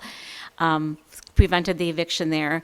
We had an elderly, we work with a lot of older adults, which has been interesting, but an elderly man who had lived in the same place for over 17 years was given an eviction notice, or I'm sorry, his was a increase in rent. So he was on a fixed income, and his rent was going up substantially, and he wasn't able to make that additional payment. So it was, the place he lived at was run by a large corporation, and they were raising the rent for everyone. So we went to the local manager of the building, and he recognized the guy as being a great tenant for all those years and said, it's okay, we're grandfathering you and we're not going to raise your rent. So tons of advocacy. I could talk all night, but I know I have a limited time, about the amazing advocacy that they've done for individuals that has helped them stay where they're at. So I won't get into more examples, but they've done some amazing things to help people maintain housing stability.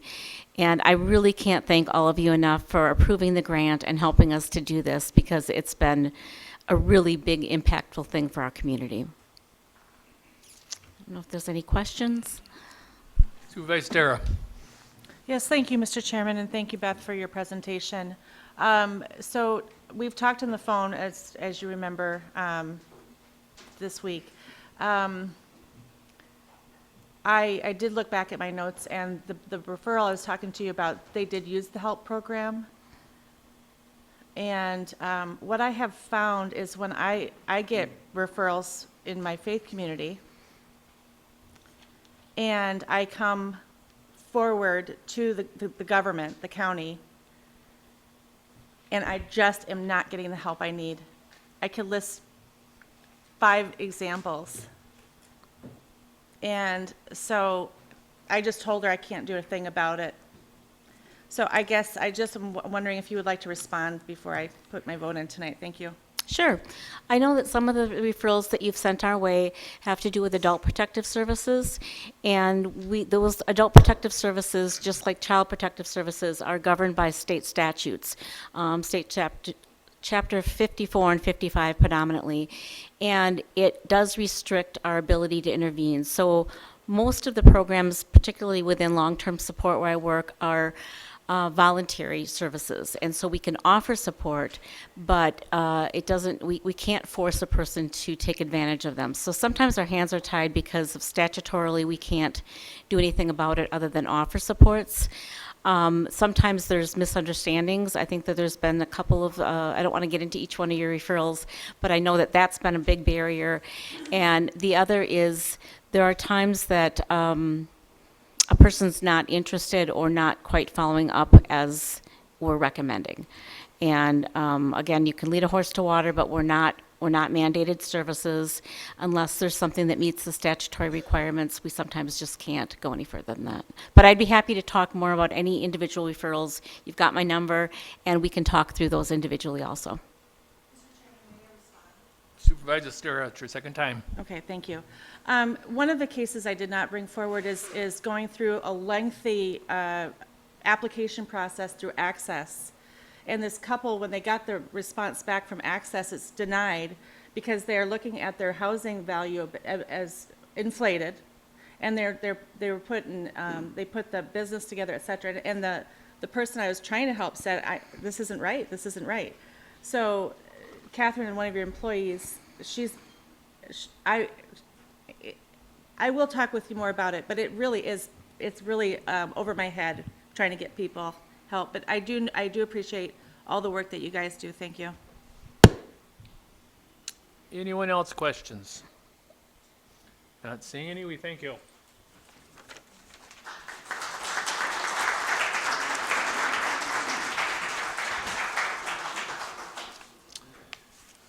Next is the update on ARPA Spirit funds by Beth Oswald.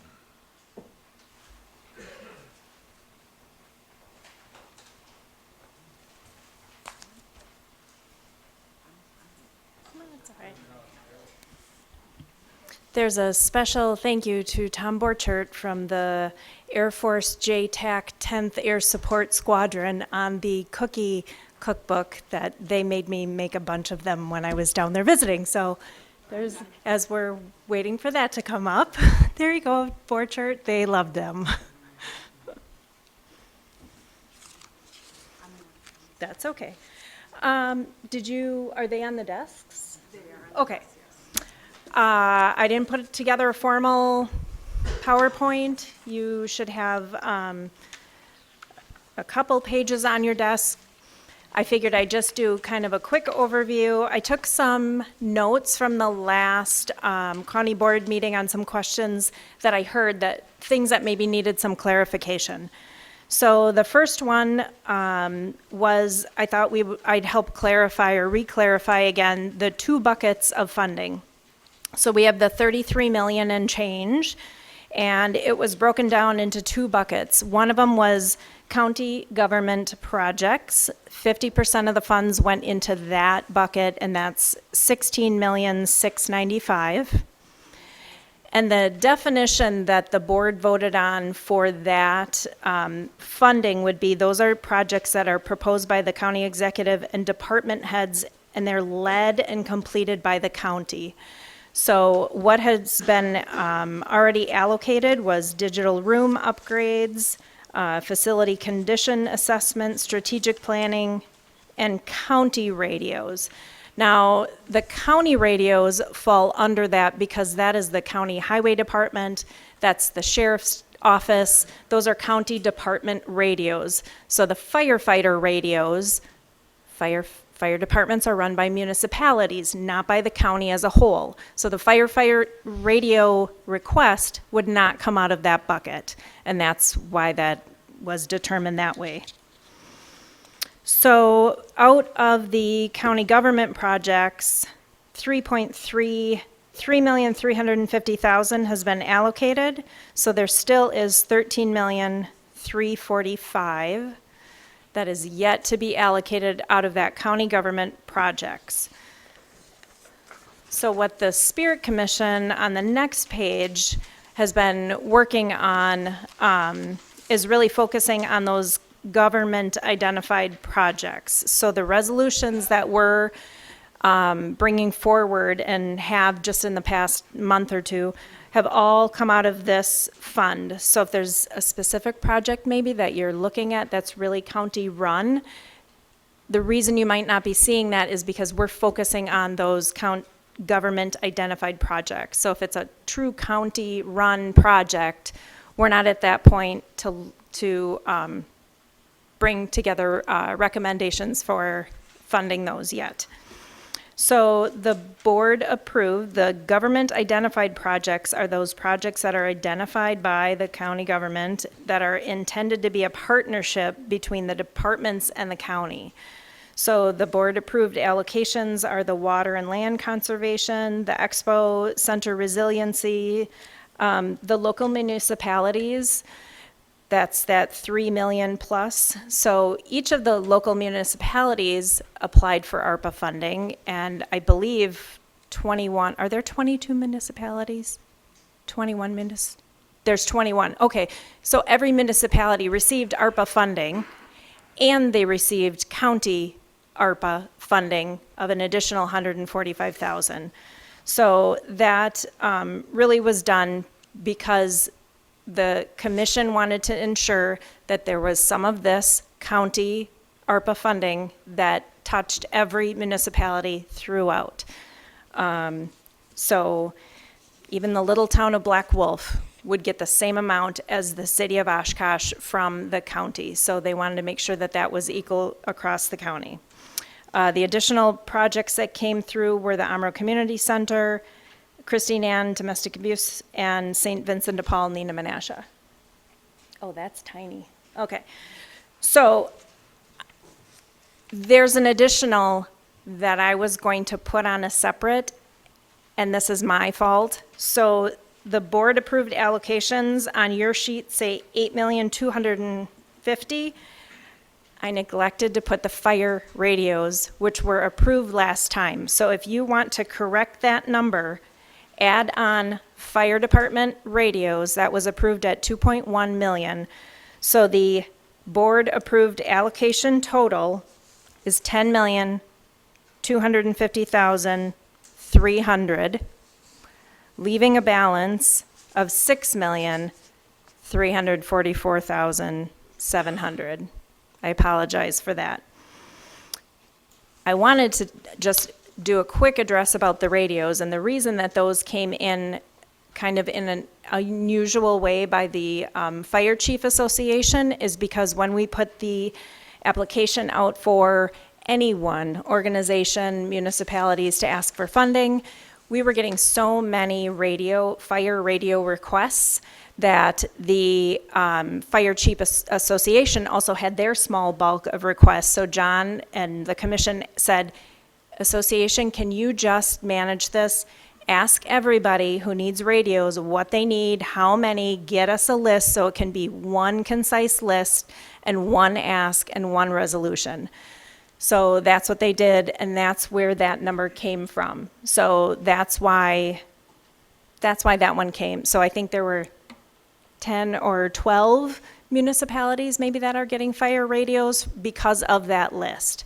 So we're also funding radios for the municipalities that asked for them through that.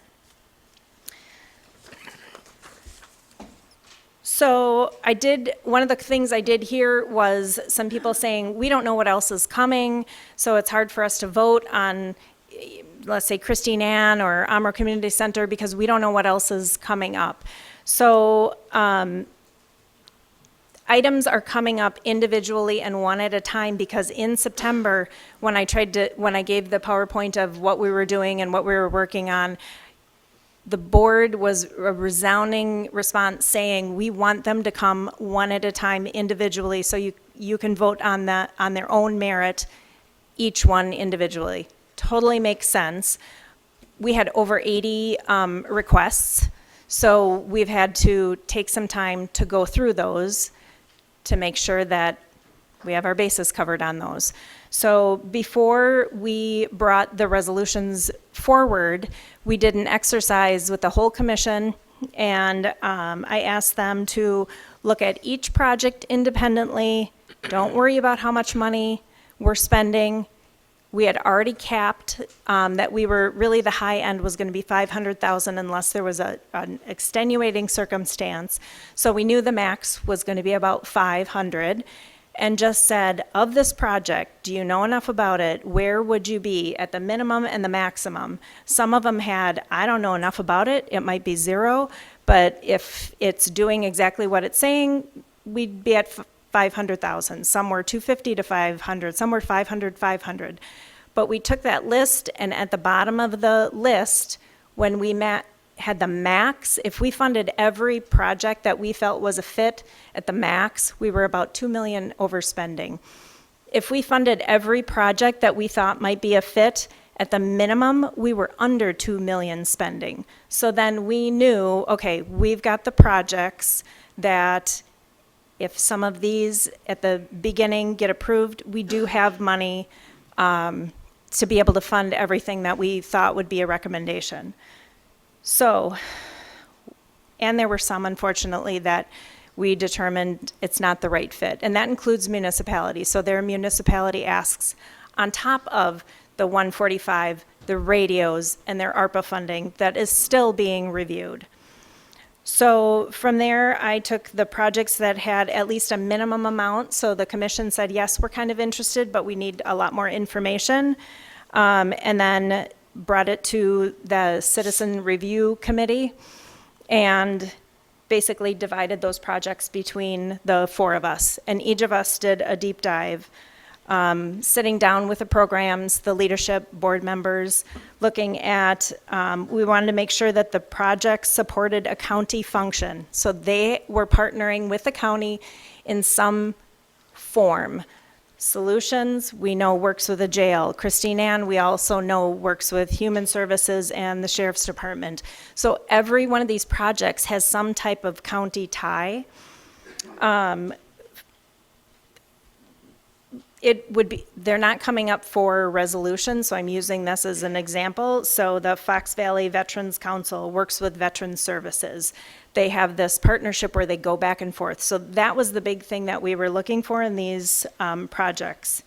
So it was really to fund organizations that alleviate some of the work or caseload of county departments, and basically if they didn't exist, then the county government would have the responsibility to support these individuals for this type of services. We wanted to have a deeper understanding of how the funds will be used to ensure that the organization fills the need within our community. We wanted to verify that the organizations, through 3 years of financials, they could show they're fiscally responsible. I asked the Citizen Review Committee, would you personally give your money to this project? Because it's easy to say, sure, I'll spend the county money, but would you personally give to this project? And all the recommendations all have a strong yes. We wanted to ensure that the funding would support Winnebago County residents only for those serving, so there are a few of them that serve multiple counties. They also made sure that the funding was proportionate to the region served. So if they serve 3 counties, if it was a $500,000 request and $1 million project, we wanted to make sure, why are we paying for half of it if you serve 3 counties? So something like that, we would look at a third of the request. We wanted to verify the project was not fully funded by the Spirit Fund and that there was buy-in from other funders, whether it's other ARPA, city, municipality, county, funding, other community foundations, corporate and private donors, but that there was other strong community support for these programs. We asked, they asked that it is not something consumable. So it's something that, hey, we need to buy a thing and now it's gone and now the money's gone. We wanted that legacy and a sustainability. And that once the spirit money is spent, that there was a plan for sustainability, that this wasn't just it's a 3-year thing and then it's going to be gone once the money is spent out. So when we make recommendations, there's been a lot of vetting and really very thoughtful work behind what recommendations are being brought forward for you. So next steps is on that third page. So we're anticipating bringing the following resolutions to be presented at the January board meeting. So that would be the Fox Cities Habitat for Humanity. That is, we have Oshkosh. This is specific to Fox Cities, but it is only for housing within Winnebago County. Nova Counseling, Solutions Recovery, Oshkosh YMCA Child Care Expansion, Oshkosh Boys and Girls Club, Damascus Road Project. So those are the 6 resolutions that'll be coming forward in January. So that leaves a balance. Sorry, this is where you're going to have to make a correction because I didn't take off that 2.1 million. So that leaves a balance of 3,344,000. Nope. 2,344,700,000. If all 6 of those would pass, that would still leave us 2,344,700. So anybody that has any questions about these organizations, I'd advocate for you to go reach out to them. These nonprofits and these organizations want to hear from legislators, from the community. They want you to get engaged and involved. And our next Spirit meeting is January 17th. The hope is that at that meeting, we're going to go over the remaining municipality asks that we have, and hopefully the rest of the organizations to be able to bring the rest of them to the February and March meeting. So please come to the ARPA meeting, the Spirit meetings. I appreciate the support from the supervisors that come to those regularly because we may not agree, but I appreciate that you then come, you understand what we've talked about and what we've done, and you see the work that we've done. So please, that's the best way for you to understand what we're all doing if you have questions. Supervisor Powers. Thank you, Mr. Chairman. One of the things we'd asked, I think last time you presented, is how much interest is there, and what is the plan for the interest that's being accrued? Thank you, that's it. So at the January meeting, we're going to be discussing the municipalities and the interest. Because at this point, because the interest is such a moving target and keeps adding up, we've just stayed with that set number as our guideline for how much and what we can allocate. So that will be addressed at the January meeting. Supervisor Flom. Thank you, Mr. Chairman. Thank you for your presentation, Beth. Couple questions that I have about the first page, the county government projects. So I see the remaining balance there is about 13.3. Is this going to be folded into the 2024 CIP, or what are the next steps for this sub-bucket, if you will, of ARPA funds before potential clawbacks? We have not talked about really what we're going to do with that bucket of funding.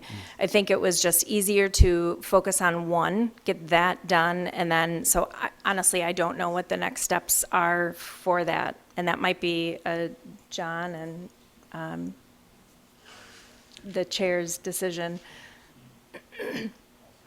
Okay. Well, thank you very much for your presentation, and Thank you. We'll talk further. Thanks. Sure. Let's see, Supervisor Panzer. Yes, my questions were answered about the interest and everything, but as of now, the combined money left over from the original ARP funds is about 15 million? Yes. Okay. Yeah, that's what I wanted to correct. know. Mm-hmm. Good. Thank you. Supervisor Haran. Thank you, Mr. Chairman. First off, I have been attending some of these Spirit Fund meetings, and I have to tell you that the work that's being done by everybody on that commission is, it's really interesting to watch how the process works. And I guess that's the best way that I can say it. And I want to thank everybody who's there, those community members, those 4 that you have been in contact with, those of the community who are on the actual commission, and all of the supervisors who are there. Y'all are doing a phenomenal job, and thank you very much. Questions? Winneconne, if I'm not mistaken, for the fire department followed the rules that were set up 10 years ago, and they purchased their own radios, as I understand it. Under those circumstances, it seems unfair to me because they took the responsibility to do what they were supposed to do, that they're not going to be getting any of the fire department funding for radios. That's a concern to me.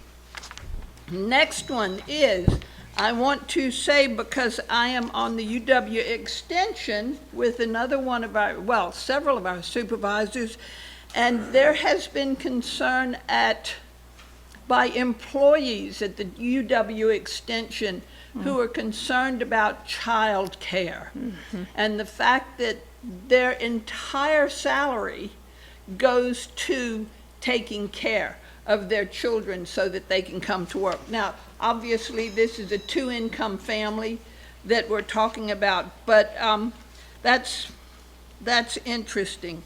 And again, I just want to thank all of you guys who are doing this and just taking the time to do it. Thank you so, so much. I've found it absolutely fascinating, and not only fascinating, but y'all are educating me. Thank you. Supervisor Nelson.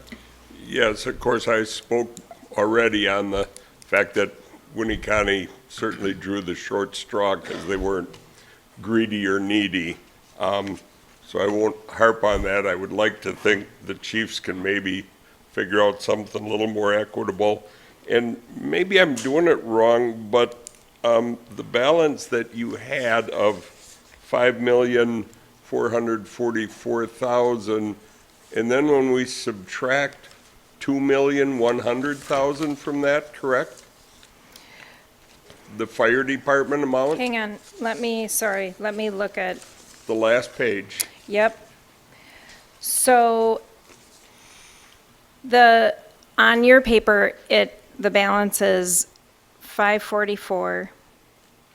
Correct. 1, 2, 3. Okay. County government identified projects remaining balance is 6,344,700. 6,543. So you need to forget my 5,444,000. Correct. Cross that out. Take 6,344,700. That's the remaining of what's been allocated. And then these 6 come up to 3 million. Okay. So if we would take the 6,344,000 minus 3. Now I'm sorry, I apologize. I was trying to quick do the math as I was trying to listen. Yeah, it's 3,344,000. Okay. So, Okay. 'Cause yeah, you had I said 2 apologize. million, Thank so, you. Yep. Give me a little time, I'll think No, of a no, way. I'll help you spend that million we just found. That We could is give wonderful. it to Winneconne. And unfortunately, Winneconne isn't the only fire department that did that. I think the city of Oshkosh was another one that, okay, we're going to buy them. We were told that they would not be funded. Those decisions were prior to the Spirit Commission coming together, and also why there are projects that are still in Winneconne that we're looking at funding, because hopefully maybe that will offset some of that. So that was a point of contention also for the commission. So we recognize that. Supervisor Safford. Thank you, Mr. Chair. Thank you for your presentation. I'm so sorry about my math. It happens. It happens. I think we're tracking. So. Thank you. My question is with the first page, which is the county government projects. And I know you had mentioned we haven't gotten there yet, right? Mm-hmm. Do we have a timeline on when we will get there? Do we have an estimate? Are we saying another 3 months, 4 months, 6 years, 10 years? This is my personal, so don't hold anyone else to it, but I see this happening, January and February Spirit Commission meetings, bringing the rest of the government identified to the board in February and March, and then our slate is cleared with that bucket. So then, I assume, is that correct, John? Then we're gonna lead into going back to the, that first bucket, that county government bucket. So if we haven't talked about what that process, my forte is the process on the organizational side. We haven't really talked about what that process is if somebody is going to make recommendations, if John's gonna bring here ideas. We haven't discussed that. So if we could maybe put that on the agenda in one of the upcoming. It don't do any good to put it on the agenda until we know where John's coming from. And whether it's him or his staff, there's no sense putting it on there. I So don't we know who don't to- have a process in place for this? John may have a process in place, May. Hopefully. Okay. I believe. All right. I believe he does, but I don't know what it is. We will push him for it, let's put it that way. Well, that's good. I appreciate that for sure, but it's just a tad concerning here. We're talking, $13.3 million, and we don't have a process in place. I would suggest that we need to do that straight away. Mm-hmm. So, thank you. Yeah, thank you. Supervisor Estero. Thank you, Mr. Chairman. Thank you, Beth, for all your hard work. And the things I mentioned isn't an attack on the ARPA Commission. I've heard that before, but I just want to let you know that I am uncomfortable about some things. And I didn't need to I would like the response. I guess the first thing is, the pledge form that we get, I have a letter to the chair and the vice chair. That pledge form from United Way on each of our desks, and that now you're involved, and you've done a great job on it, but I just feel kind of uncomfortable about that. I don't. It's kind of like, I being didn't put solicited by United Way. I did while not on put the those on board, your and desk. And then to have United Way's director have a huge role in ARPA, all that partnering can be a shadow government. That's how I feel. I feel very uncomfortable about that. And I would like our chair to look at that. I understand people look at me cross-eyed about that, and I respect that, but I am just sharing my opinion on that. I guess maybe we could consider not being solicited by United Way and then have.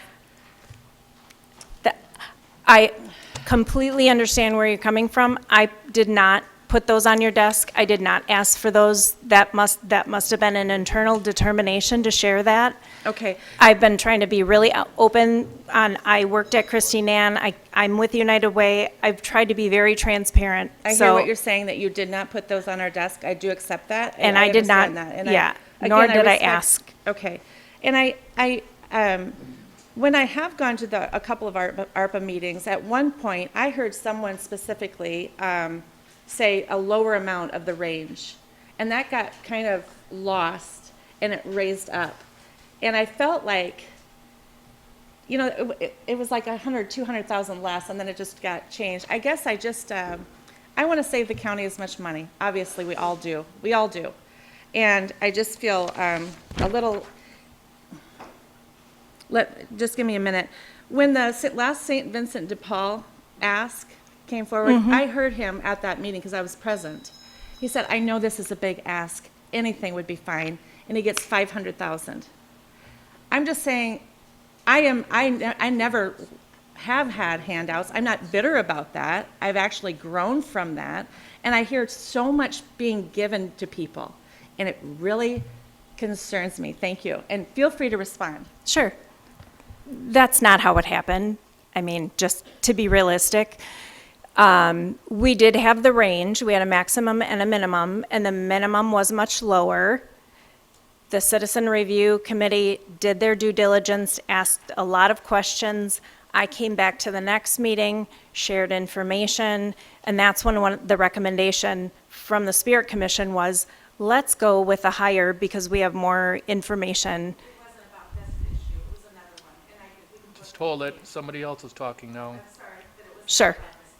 But I mean, that's the process that we did with every single one. So it wasn't, well, here's the minimum, here's the maximum, this is what we're going to determine. There was quite a bit of time in between and quite a bit of additional work that was done in between. And then I came back and gave report outs on each of, before there was a vote or a recommendation. So at least the commission had more information when they were making their determinations on funding. So. Supervisor Bender.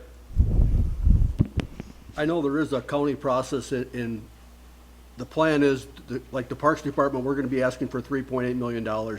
We were supposedly gonna be asking for that in December, but we got pushed back because you're running a little bit behind. I know the Highway Department's looking for $1 million, you know, so I think once we get to the county projects, it's gonna move relatively fast. The department heads all know what they want. It's a matter of doing the presentation to the ARPA committee, them basically approving it and bringing it to the county board. And hopefully we can get that done in a timely manner so we can get that stuff out for bids, so we can get some playground equipment and stuff in County Park and get some of the projects done. The Highway Department, they're running a chip spreader that's 22 years old and a paver that's like 18 years old. The equipment needs to be replaced. They don't have $1 million.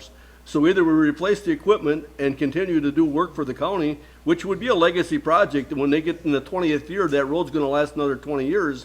So that money will be spread out over 40 years. So they do actually have a process. And as far as the radios go, the city of Oshkosh spent almost $2 million of their ARPA money on radios. They bought them for police and fire. I think the city is getting 6 radios. And if they're $360 a piece, it's you know, it's nice, but it isn't a big windfall for them. Yeah. Supervisor Cox.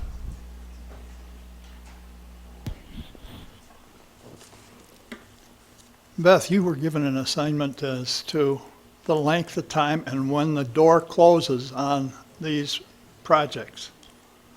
And when the list was made out and we took a look at the list, I'm part of that.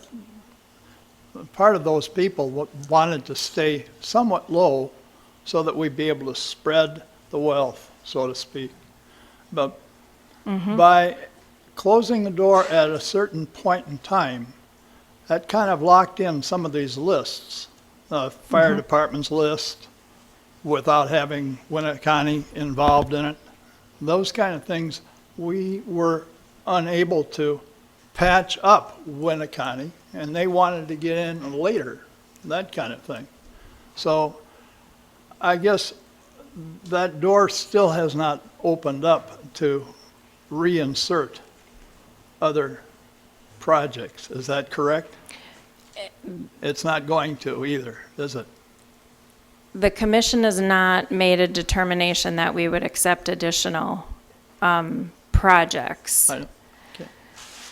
So we're set pretty much with what we have and what we're going to share with the various projects. It's not going to really change too much other than the size of the ask or what we've got left. Is that correct? That's my assumption. Now, we haven't had the conversation on what happens with the interest. Right. So I hate to say absolutely no and then come back and say, well, maybe, but there's been no conversation about us adding in additional projects in lieu of others that are being pulled out. The only reason I'm kind of putting this out there is there are some supervisors that have been involved in coming to the meetings and recognize that you did kind of set an assignment level and assigned the projects to be closed at a certain time to get the lists properly vetted. We had an application window. We did. So we had a cutoff, and that was really to make sure that the goalpost didn't continue to move, because at some point, we just had to make a determination that we're at capacity. And I think municipalities, there were about $18 million worth of asks, and through organizations, there were, oh my word, I don't remember. I think we were at 24 million Yeah. at one point. So we had to, at some point, just cut it off and to be able to parse it down. My last, Supervisor Buck, whoop. you'll have to punch back in, I'm sorry. Thank you, Mr. Chairman. And thank you, Beth, and your team for all your volunteer work. You know, this is going unpaid. Just want to make a couple points. We're one of very few counties in this country to go through this process, to be extremely transparent in how we spend this $33 million. So, again, it's been said that I would invite the supervisors to come to the ARPA Commission meetings. I have been very skeptical. I share some of Supervisor Estera's sentiment on some of this.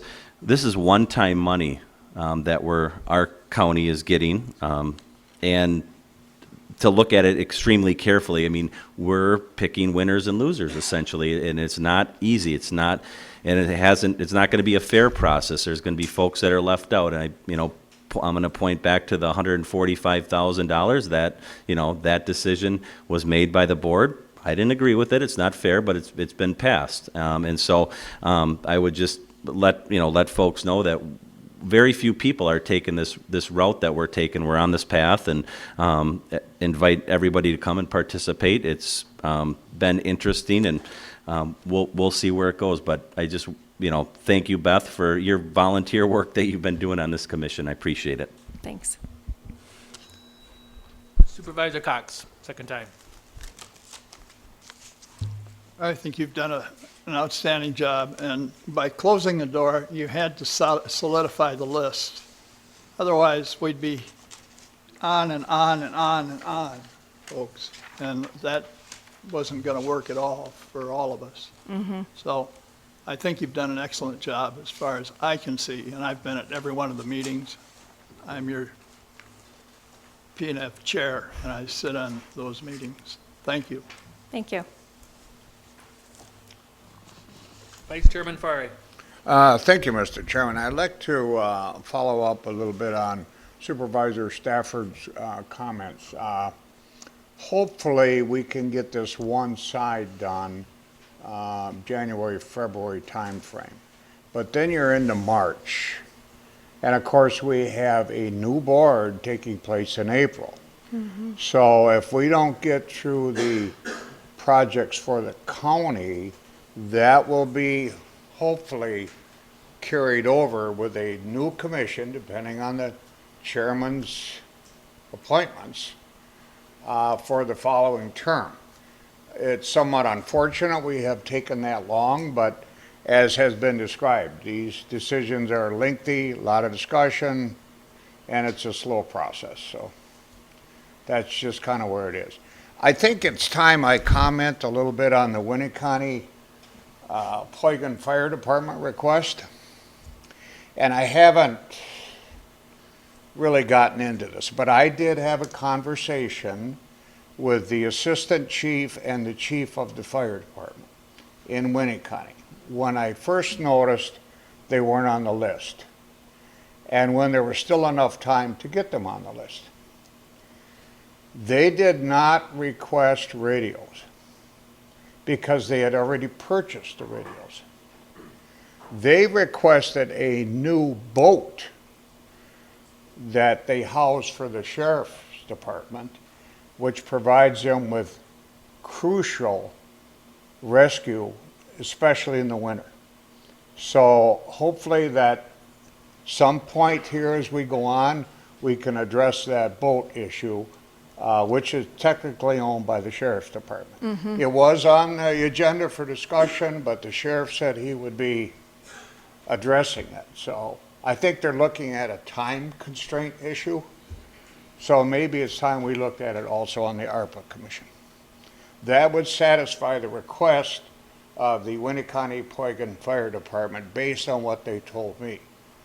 They want the boat far more than they wanted the radios. And I applaud them for being honest. You know, we've already got the radios, they're brand new, we bought them already. We don't need your radios, we need a boat. That's what they told me. Thank you. Okay, not seeing any other ones. We thank you very much for your Okay, update. thank you.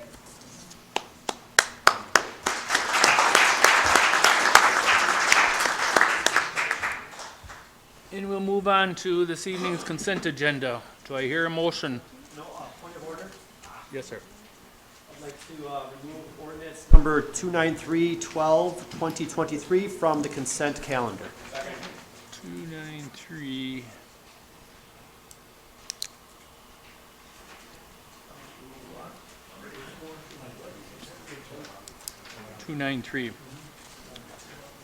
Number 10. Number 10. Okay. So, ordinance number 293-122023 has been removed. Do I have a motion now to approve the consent agenda with the exception of ordinance number 293-122023? Motion made and seconded.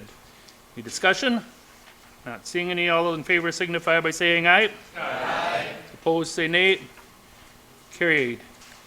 At this time, we'll go to ordinance number 293-122023. Mr. Stafford, or Mr. Swan, I guess, wants to talk about this. Supervisor Swan. Thank you, Mr. Chairman. You know, Winnebago County and the city of Oshkosh both have that water logo on our business cards, on our stationery, on our websites, everything. We are advertising the beautiful lakes that we have in this county to the general public all the time. So my question is if we're supposed to provide public access to these lakes for nothing, you know, all the municipalities have decided they're going to spend money collecting parking fees, and we've done that for years and years and years. And then these fees apparently have been, this fund from the boat parking fees been rated for. Mr. Chairman, before we discuss this ordinance 293, doesn't it have to be moved to be placed on the floor? I know, I thought he was going to. That's what I was waiting for. Okay, all right. That's my place to do. It was pulled from over here. You didn't pull it. It was pulled. It was pulled from the consent agenda. Right. So, it's got to be put on the All right, floor. I'm sorry. I make a motion, we put it on the floor for discussion. My motion, Second. I don't know why it's yours because it was pulled. because it's my department. I'm the chair of parks. Well, so that mean, what if you didn't want it pulled then? Said what? What if it means that you didn't want it pulled? No, I just want to put it on the floor so we can discuss it. Okay, go ahead. May I continue discuss? Let her put it on the floor. All right. And then I'll go back to you. Are you going to turn my mic or just say it out loud? I will just, there you go. I move the ordinance number 293 on the boat landing trailer parking permit fees. And it's seconded by Haran. Mr. Swan, I'll come back to you now. Thank you, Mr. Chairman. Continuing, you know, this is really triple taxation to have a parking fee for a boat launch. The county itself should be paying for this lake access out of the general fund. that we charge taxpayers on our tax bill. These boaters have to pay a fee at the boat landing, and they have to pay for license fees if they're fishermen. So, and I would like to ask, how much money has been taken from this boat landing fee fund over the years that we've been charging boaters to be put towards buoy installation and removal in total? Can anyone answer that question for me? He'll come right up and he'll answer it for you.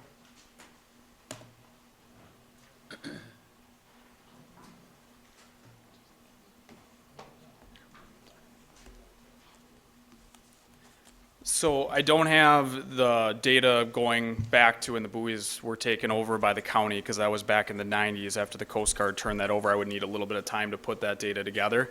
I know you asked me before the meeting that same question, so I did the best I could with my laptop on the back benches, at least for the last 6 years that I could pull up in our system in the time that I had.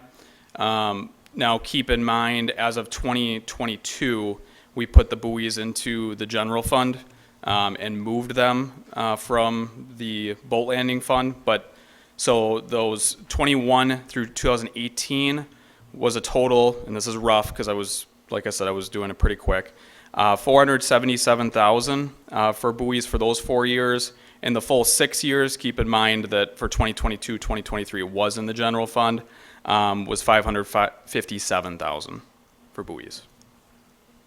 So what the combined total would be then what, for all those years? For 6 years, Roughly. 557,000. 557. 2 of those years it was in the general fund. So when it wasn't in the general fund, that was 477,000 for 4 years. And that's for installation, removal, and then repair and maintenance.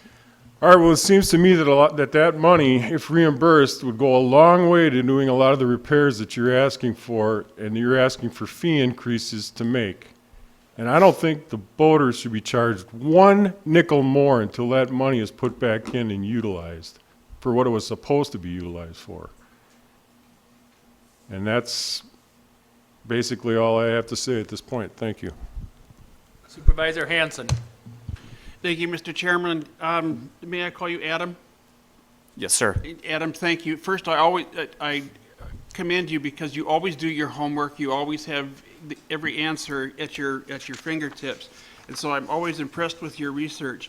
However, I see on this the committee vote was 3-1. I would like to hear what the objection was on the one that did not vote for it, and then based on what I heard from the community members and some emails, 2 emails that I received, I'm now concerned about advancing this. And so I'm wondering about the one that didn't vote in favor to advance this and what the concerns, if those concerns can be addressed.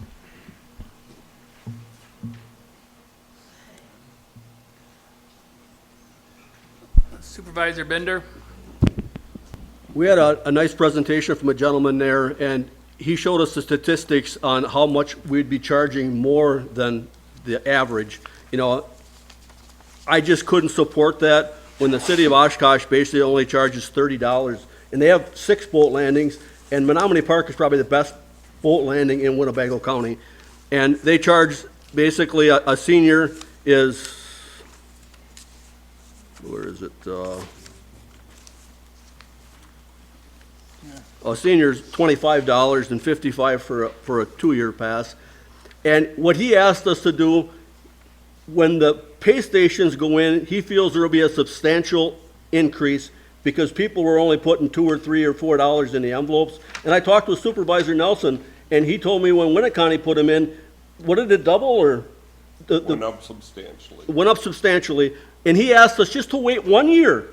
Let's see what we can do in 2024 and bring this back in November. And if we need to raise it or make adjustments, that he would be interested then to know what it was. So I tried to pass a motion to basically just keep it the way it was for 1 year, but I couldn't get a second. And I just feel that we've taxed people Interest rates are going up. I could not vote for it in good conscience and take money out of somebody's pocket that basically already is paying higher interest rates. The price of groceries, you go to the grocery store, you put a few things in a cart and you got $75. And now we're gonna ask this guy that wants to go out and fish for 2 hours and a lot of seniors, they don't buy a pass because they don't know if they're gonna go out 2 times or 5 times. So now we're gonna charge him $8 every time he puts his boat in. So I couldn't do it. I just can't do that to the people that already are struggling, and now we're gonna basically even put more of a burden on them. So the county maybe could make $20,000 on a $205 million budget. Supervisor Nelson. Yes, I've got certainly some of the same concerns. Not just because I'm familiar with the Winneconne's process.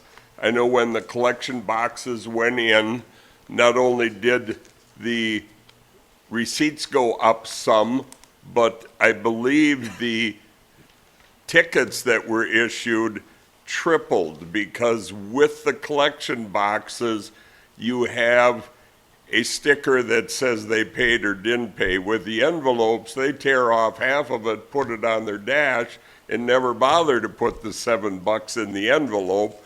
Plus cash sometimes disappears along the way. So with those new collection boxes, please wait a year and see how those work. I think you will be surprised and pleased, not only at how it works, but how it eliminates the time that the staff has to spend trying to straighten out a whole bunch of $1 bills. The other thing I would suggest is, when I got into the service, the first thing that drill sergeant wrote on the blackboard was KISS. Keep it simple, stupid. And when I look at all of the different things that you're offering here, it's confusing as to which you're gonna try to get, which you're gonna go with.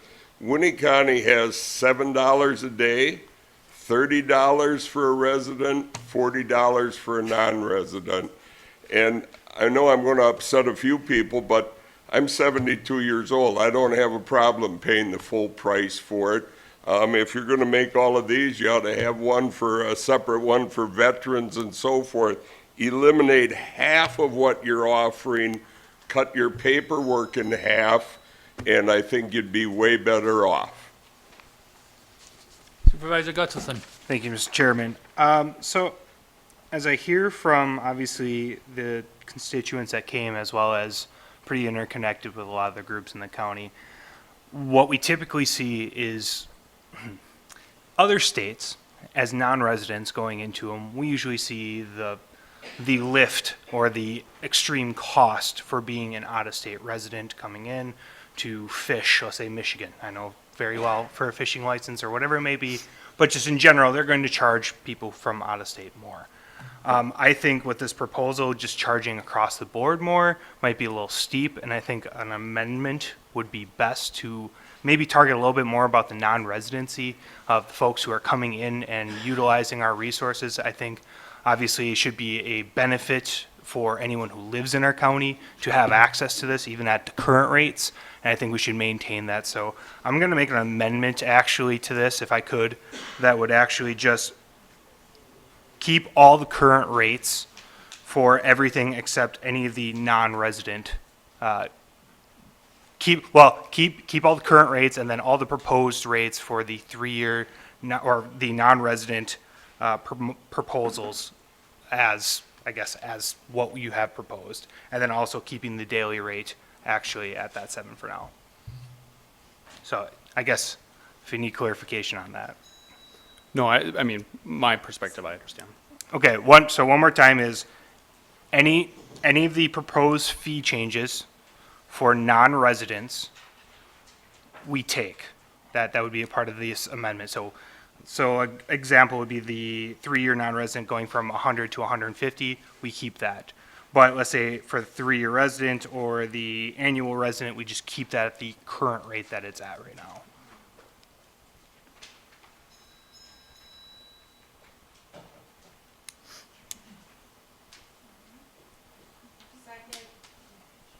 And we have a second. Discussion. Any discussion on just the amendment now? Just the amendment. Supervisor Dowling. Thank you, Mr. Chairman. I appreciate Supervisor Gustafson's amendment to this resolution. I initially voted for the fee adjustment because the fees hadn't been changed, as my understanding, since 2003. I think this is oh, sorry. Do I need to start over? Oh, okay. Hi. Thank you, Mr. Chairman.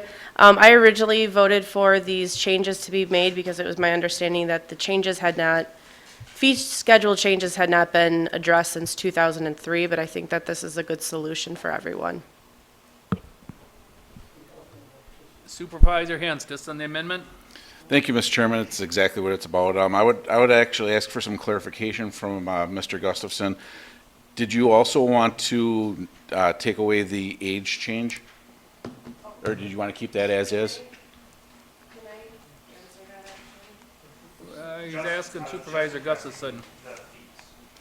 Well, that's part of the fees, because if you change it by those 7 years, then you have other people who are paying, you have 7 years worth of people who are all of a sudden paying a different rate. That would normally be paying the lower rate because they're at the retirement age. Just the fees. So with the age, I'm keeping that as proposed. So it's still at 62 as proposed, going up from 55, but we're just changing the actual fees from right now. Does that make sense? Doesn't make sense. Only thing touched were the fees. Supervisor Swan on the amendment. I'm also with Supervisor Hintz on this. I think changing the age is a real burden on seniors, and okay, that's just, I don't think we can consider that in this amendment unless Supervisor Gustafson. All right. Okay, that's all I have for now. Thank you. Supervisor Buck. Thank you, Mr. Chairman. My question is for Director Breest. What's the number of out-of-state folks we get using the boat launches? Do you have those numbers, and is this enough to make a difference if we don't change the fees? I just actually was calculating that while the amendment was being proposed. That's what I got on my computer. So in 2022, I don't have the 2023 numbers in front of me. We had 248 non-residents between 3-year, annual, and then the supplemental. And just to explain those supplementals, that's if you have like a second car, that the numbers are very low on those. So if you have a second truck, we're not going to charge a full rate for another full sticker. So just so you're aware. So the two primary is the 3-year and the annual. Gotcha. Yeah, I would also be in favor of raising that for non-residents. Thank you. Supervisor Nelson on the amendment. Yes, I'm not necessarily opposed to the amendment. It's kind of a compromise, but with the discussion we've had, the people that showed up, obviously this is kind of a hot topic, and I would suggest that we send this back to committee and let the committee work on this and have a little more time and put thought into it, knowing I appreciate Adam and the wonderful job he does for the county. I don't want to see him under a lynch mob or anything tonight. I just think it would be better to give the committee more time to look at this. Boating season isn't until March. We could look at it in depth. So are you making an amendment to the amendment? What? Oh, referring back. Right. Just hold on. Just hold on. Supervisor Hanson on the amendment? Yes, which amendment? Because I'm understanding that the Gustafson amendment is being pulled. Okay. Okay. Supervisor Gustafson's just been pulled, so everything's off the floor as of right now. Everything is off the floor. I would like to make, just hold on. Supervisor Nelson. I would like to make the motion that we send this back to committee and give them some ample time to look at it more thoroughly and bring it back hopefully at next month. That is seconded by Supervisor Dowling. Any discussion? All these here want to talk on this?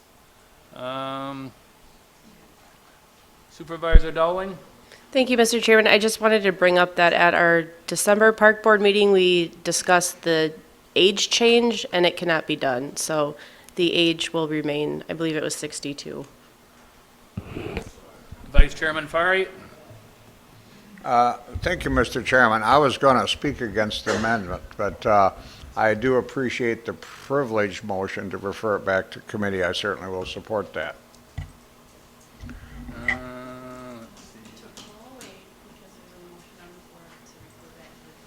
I know, but these guys can't talk about it?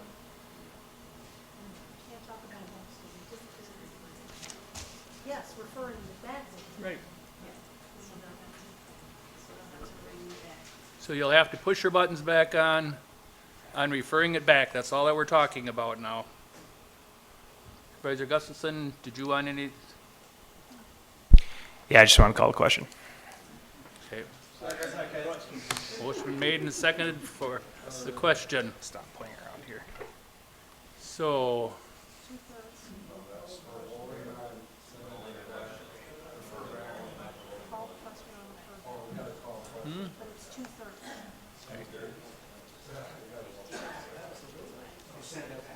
Do we have to go ahead and just call the question? All those in favor signify by aye for calling the question. Aye. Opposed, say nay. Nay. The question is being called.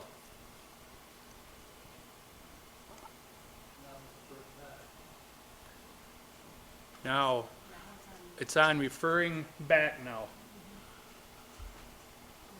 Supervisor Powers. Oh, called, I'm sorry, her light was on, I'm sorry. All those in favor of sending it back signify by saying aye. Aye. Opposed, say nay. Nay. It is sent back. All right. I think we're done then, right? 298.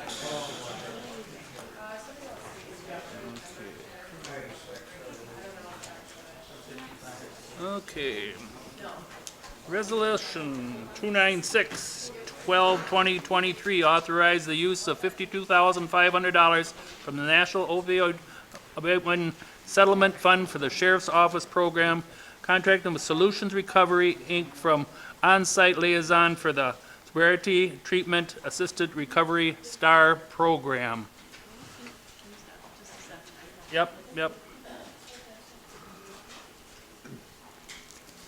We do have a, it's not a presentation because I can't call it that, but we do have some information sharing that we're going to give you. It'll be very brief about what the STAR program is, although I have talked about it.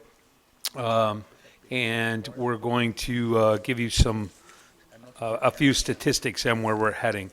So Amber Rosick, who is on our administrative team from the jail, and Megan Edwards, who is from Solutions Recovery, will come and give that presentation. And if you have questions, certainly we'll make this fast, but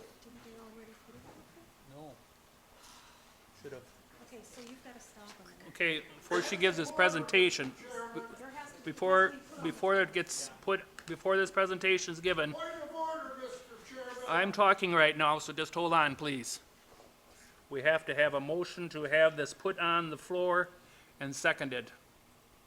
So we have. Yes, Supervisor Eisen. What was the vote on the consent agenda? It passed, what was it? It was voicemail. It passed. All except this, the last one.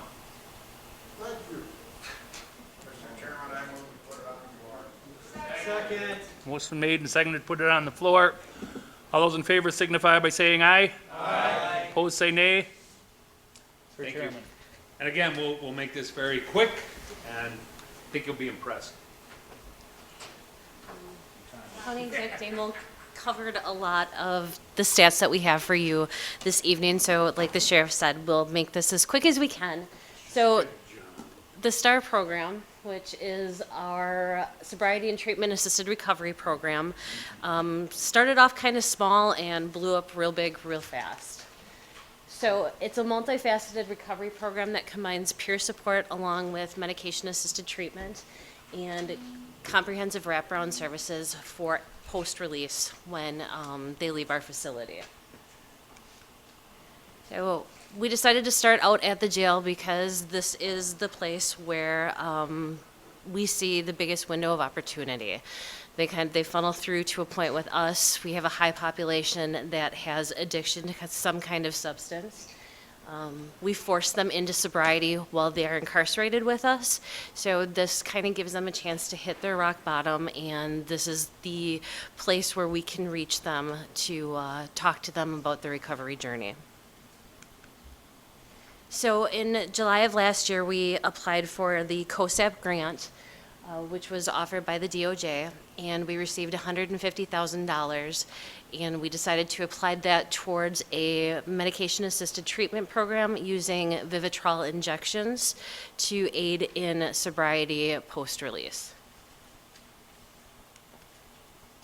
And those that aren't familiar with Vivitrol, it is an injectable medication that's given that blocks the receptors for opioid and alcohol use. So when they're on the medication, they are not able to get high, and they are not able to become intoxicated from the use of alcohol.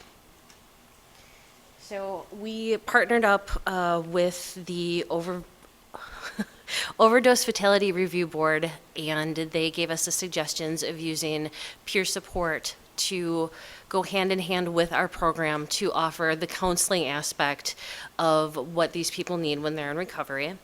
And we were fortunate enough to partner up with Solutions Recovery, who has done an outstanding job in our facility and with the program. So initially, we brought the peer coaches in to work with the inmates, and we were astounded at the reaction we had and the amount of inmates that wanted to participate and use the service, and it grew very quickly. So in May of this year, we talked about how quick and how big the program was growing, and we approached Solutions Recovery to see if we could get a full-time liaison at our facility embedded in the jail to help administer our program, along with kind of be the direction and voice of the recovery coaches that were coming to the facility.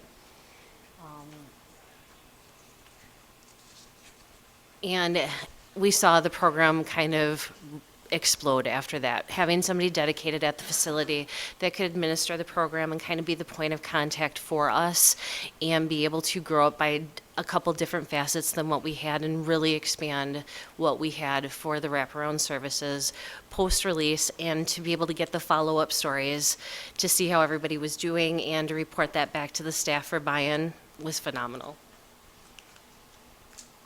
So kind of the numbers that the county exec has already run you through.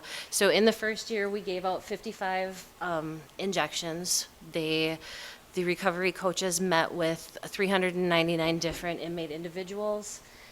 They had over 2,000 contacts within that first year. And all said and done, we had a 46% success rate of those inmates that were released and stayed in their recovery journey with Solutions.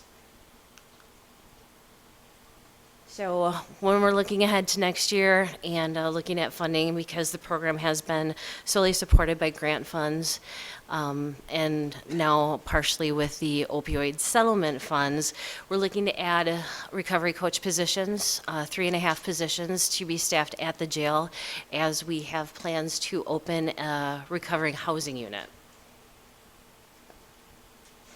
And we're also partnering with the DA's Office in Public Health with grant funding to make this all happen. So reaching the 300 some people that we had lost, a upon release is what's really pushing us to expand the program with the recovery pod and to get the extra positions into the jail through Solutions Recovery so that we can cast that wider net and hopefully capture more people and have more data to report back on the success of the program. So just a quick summary, we started off with grant funding of $150,000 to start the medication-assisted treatment, which this then grew into what is now the STAR program. We work with Solutions Recovery and DHS to provide the programming while they're in the facility, and then the wraparound services upon release.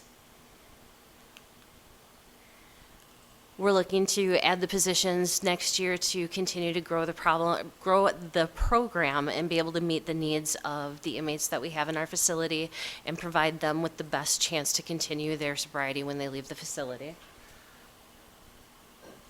Again, going all with grant funding. And I will turn it over to Megan. She can tell you a little bit about Solutions' role in the program.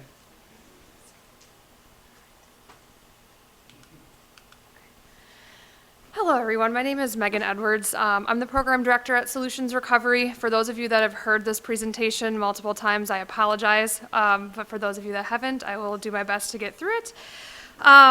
So my background, my professional or educational background is in social work, and so I'm a dual diagnosis clinician, licensed through the state of Wisconsin, and I'm also a person in long-term recovery. So, just a little bit about Solutions and kind of what we do. I know Trevor was up here explaining our sober living programs, our housing programs, things like that. We do a lot of different things at Solutions. It really started off as a recovery center, peer-driven, meaning everyone that works there are people that are in recovery. We're all peers. We've lived the life and have come to the other side. That still remains today. So all of our staff, over 20 staff that we have, in our facility are all people with lived experience in recovery, which I think is really cool. And we're able to reach people that way. We offer support group meetings like AA, NA, CMA, all the A's, Dharma recovery, yoga, all sorts of different recovery pathways. Over 30 support group meetings per week, multiple per day. So that really serves our recovery community that way. We have our sober living program, which we have 8 houses dedicated to that. We have awesome success rates with sober living. I think the most recent data that I pulled for the past year is that of our graduates, it's in like the 90% rate that are still sober today, which is amazing. So sober living we've been doing for a while, and it's something that we really like to do. We host holiday parties, Super Bowl parties, all sorts of things that are sober, safe, and fun events for people to come, families, all of it. We do offer some clinical services as well. Obviously, I'm credentialed, and we also do childcare. So we offer childcare. It might be 5 nights a week now. Childcare is a barrier for a lot of folks wanting to come to support group meetings. So anyone that comes to Solutions Recovery that wants to participate in any type of services, whether that's meeting with a recovery coach, attending a meeting with their sponsor, attending a holiday event, speaker event, things like that, they can drop the kiddos off and they're able to do that and have their full attention on their recovery. And that's also where the peer response team is housed. So that's actually the program that I'm about to talk about. So we talk about peer-driven work as like one person who has a lived experience helping another person. And the reason that this is important in the work that we do is because oftentimes we have a really small window of opportunity when we're trying to help somebody who's struggling with addiction. I've seen it happen where somebody is called for help and we don't have time, honestly, to like build a whole lot of rapport. I've seen the window close on somebody that says, I want help, and we're like, all right, let's come and get you, and then we come to pick them up to take them to detox or whatever it is, and they're already like, I don't know about that. So what's really great about peer work is that we're able to understand each other on a level where it doesn't need a whole lot of explaining. So when you look at your experience of your lived experience and you meet somebody maybe in the same profession, something like that, automatically you kind of get each other, right? It's the same thing with one person who's gone through it, helping another person that's gone through it, and that's really what we do with the peer response team and what we do in the jail. I'm gonna go to the next one. So our peer response team, we have 14 trained recovery coaches, 7 male, 7 female. We all have lived experience with addiction and recovery. We actually partner with a lot of other agencies within Winnebago County. The whole purpose of the peer response team was to find people in like vulnerability and in crisis. So we're trying to serve people at their time of desperation, at their window of opportunity, they're rock bottom, so on and so forth. And we ended up partnering with Oshkosh Fire Department. We've done presentations with Oshkosh Police Department. We get referrals from them. We work with Officer Zapata, day-by-day warming shelter. What else do I have on there? Father Cars, Nova, probation and parole, crisis. So really, we're trying to just like implement peer work into these like big systems, right? And so far, after the first year, it's been working really well. But why the jail? So that's why we're here, right? So the jail is, most of our people have lived experience with being in Winnebago County Jail, number one, okay? So when we were developing this program, I was looking at my own lived experience and thinking, being in that position, like what did I need at that time, right? And I look back and I'm like, I would have loved to talk to somebody that was in recovery. I would have talked to anybody at that point, right? It's a time of vulnerability, and it's naturally a time where people have the natural thought process of like, what am I doing? What should I do different? It's like a level set, right? When we're out there and we're using and we're causing crime and all that type of stuff, like we are just kind of like along for the ride in the passenger seat. The minute that we finally have like a blip of sobriety, like they were talking about that forced sobriety, like that's where we want to catch them, is right there. Because finally the substances are out of their system, things are clearing up a little bit. Just from doing this work for the past year, it's interesting to see somebody on day 1 coming into jail versus day 7. Like day 1, it can be a little sketchy still, you know? And then they sit there for a couple of days and they clear out a little bit, and all of a sudden it's like we're talking to a whole new person, and they're in a state of willingness, and we're targeting the exact demographic that we wanted to when we were developing this program and finding people in vulnerable times. So I often talk about that 2 components need to happen for somebody to get well, for somebody to recover from addiction. And those 2 things need to happen simultaneously. Number 1, you have to find the person that's desperate, willing, and scared, surrendered, not in a good place, all right? From my own lived experience and from working in the field, people don't come into recovery because life is going like, okay, right? Like it's going like pretty good. Like people don't do that. Typically we crawl into places like this, right? Like we crawl into recovery. We're at a very low spot in our life. So it's finding people that are in that spot and then giving them the service at that exact same time. And that's where when we started to partner with the jail and we looked at it, it was like, this is it. This is where it's at. This is where we need to meet people. And the response has been really great. So what our coaches are doing, and I'll just kind of capture this all, we meet with inmates up to 2 times per week. We do a lot about addiction education. We do a lot of work with denial. We use our lived experience. We help them navigate resources. So many people just don't know where to find treatment, don't know how to get insurance reinstated, food scarcity, clothing, getting them a bike, like all sorts of things that are barriers to somebody getting well and recovering. We help with those basic needs as well. But the biggest thing is just offering support for people that are in a really dark time in their life, right? Incarceration is dark and it's scary for most people. So we really pride ourselves in being able to be there for them and just being like sharing space with somebody that's struggling. I'm gonna go through this. This is the flyer that we have up in the jail. So there's a couple points of access. Number 1 is when somebody gets booked in, they are asked a question if they want to be seen by a recovery coach. If they say no, they clean up a little bit after a few days. They see the flyer on the wall. That's happened a lot. Or they're like, actually, no, I do want this help. And they'll call our hotline free of charge. So the sheriff's office has been really great with us to change some of their policies. So our 24/7 hotline is free for any inmate to call at any time as long as they're able to be out. They can call multiple times. We were able to work with the sheriff's office to do delayed releases for inmates. So typically inmates get released at 4:30 in the morning.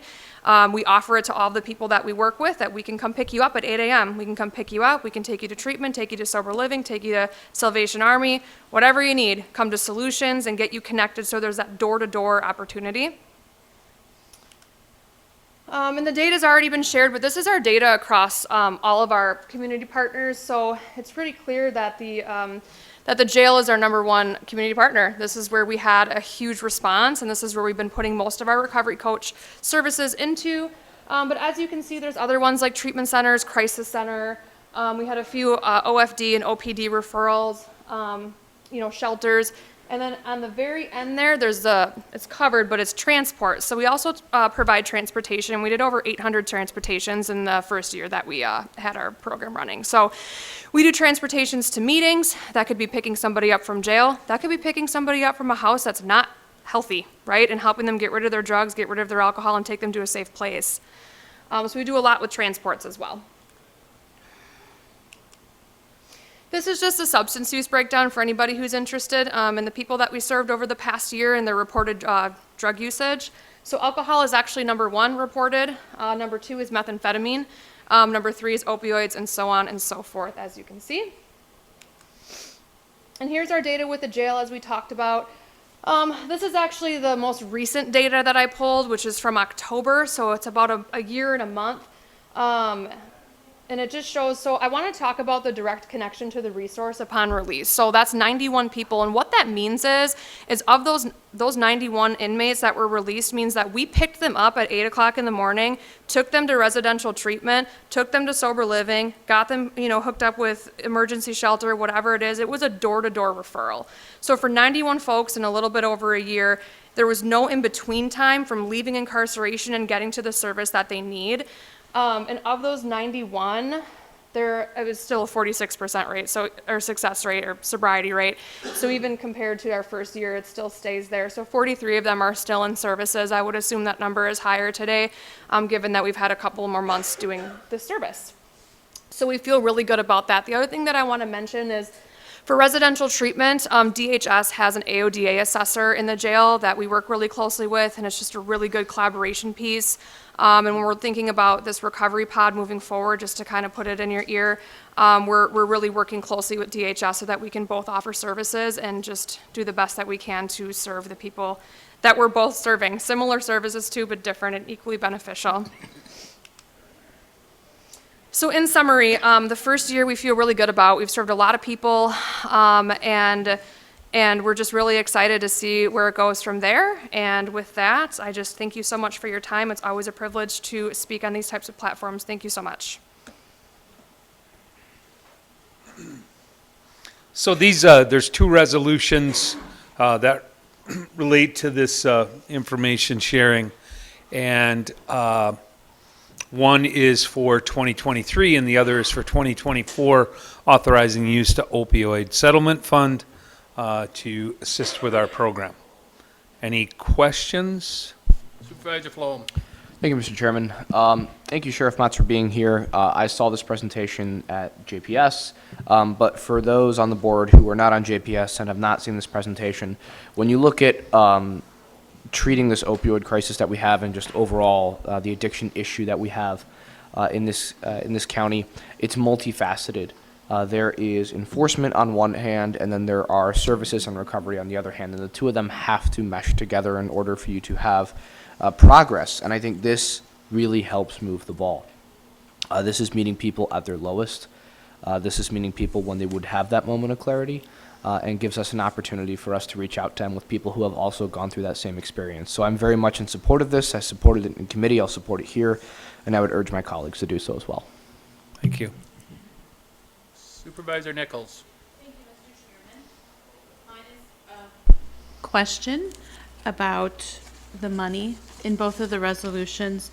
The first resolution, 296, requesting $52,500. In the agenda item report, it tells us that this covers the costs from June through December of 2023. The next resolution is for $60,000. It says it's for calendar year 2024. However, when reviewing the contract for services agreement, that expires in April of 2024, is how I'm understanding it. So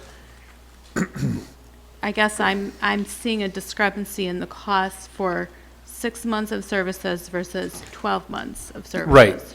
And we recognize some efficiencies, as did Recovery Solutions, and that's why you see 6 months almost costing the same as 12 months. And we were able to recognize those efficiencies and change what we were requesting for 2024. And okay.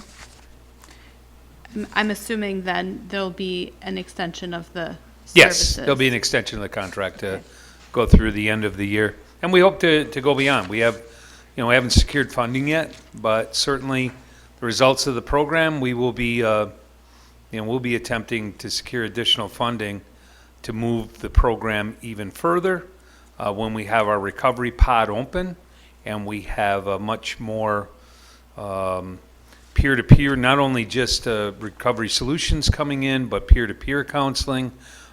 And we anticipate about 50 inmates that will be involved in that program, and those 50 will be moving out in our community and hopefully contributing members of to the community in a short time. Thank you for that. And I would just add to Supervisor Flum's comments about enforcement and providing sobriety options for folks. I think there's a third leg of the stool, and that's called harm reduction. Not everybody is ready for sobriety. Not everybody has hit their bottom yet, and harm reduction saves lives. And I look forward to seeing that resolution again before this county board. Thank you. And you're welcome. And we do not, although we do give out Narcan when asked by people that are leaving, that is, our part of harm reduction. So we do get involved somewhat in that. Supervisor Haran. Thank you, Mr. Chairman. I've got just a couple of questions. One is that, as I recall, you said that although Vivitrol is given once a month, it's quite expensive. And if I'm recalling correctly, there is now a daily oral medication that can be given that is significantly less expensive?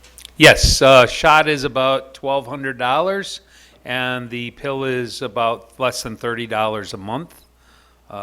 Correct? Right, $30 a month. And we will be doing the oral medication when in jail because we can ensure they take it on a daily basis to build up the amount of Vivitrol in their system. Before they leave, we give them a shot that gives them 30 days additional sobriety. So when you add the amount of sobriety they have in jail, you add the sobriety outside, we have a significant period where they're thinking clear. And that is where we're actually seeing the successes.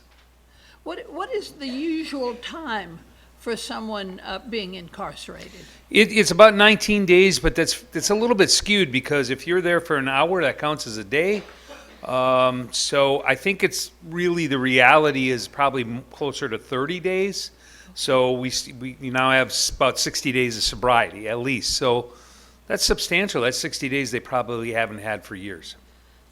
Thank you. And I'm just wondering, is it incorporating the 12-step program? That's a clinical question.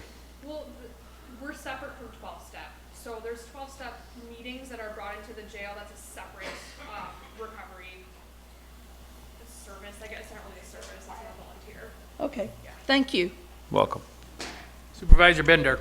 I'd just like to say thank you for all that you do, and I'll continue to support this. I think it's a great program, and I can't imagine how the families must feel when they get their loved one back. Yeah. When you deal with somebody on drugs and alcohol, and you see them spiraling downhill, and then you see them come back, and you actually get your son or your daughter, your husband or your wife back, there's no amount of money that can buy that. So I appreciate what you do, and I'll support it as long as I'm on this board. Thank you. And the anecdotal comments that we get from people that are in our program and evaluate it is just that. My family likes me again. I've not talked to my parents in 5 years, and I'm now going to Christmas. So it's it's great. It's a different guy. Supervisor Estero. No, okay. All right, I'm going to try this by voice vote. I know it says 2/3, but I'm going to try it by voice vote. All those in favor signify by saying aye. Aye. Those opposed say nay. Abstain. One abstention, so that will pass.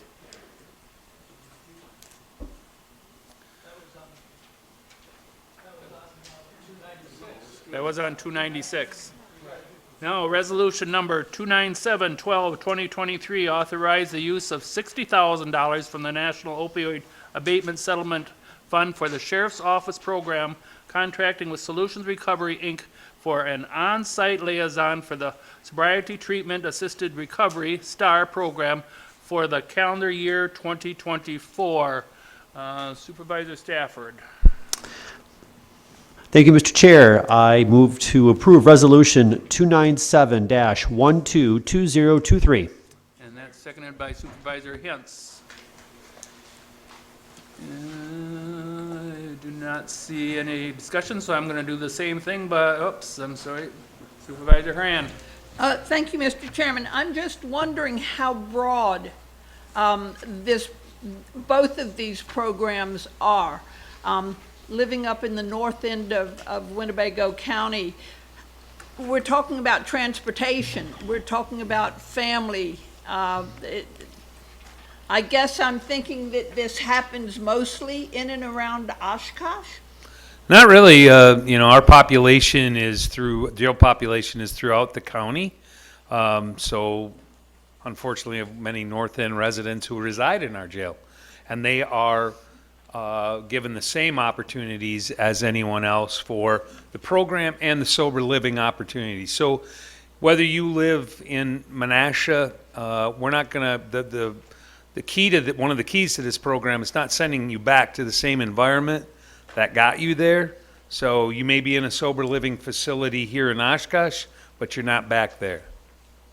And eventually you'll get back there, but once you're well. Thank you. Supervisor Bender. They gave us a presentation at Personnel and Finance. They will actually pick you up from the jail. They'll take you to your appointments. So even if you lived in Neenah, Menasha, they will basically do that for you to keep you in that program so that you are successful. So it's a great program, and they go way out of their way to make sure that you have every chance that you can to turn the corner. Supervisor Ellenberger. Thank you, Chairman. Another point that she didn't mention that was in the presentation also is they will actually go to the person who has decided to become sober and go to the house and clean out their house for them, which is a big deal. When I say clean out their house, I mean take out the alcohol or drugs or what have you, and that is a huge deal to help for sober living. So thank you. Thank you for all you do. This also asks for 2/3 of the membership, but here again, I'm going to try by voice vote. So all those in favor signify by saying aye. Aye. Those opposed say nay. Abstain. And one abstention.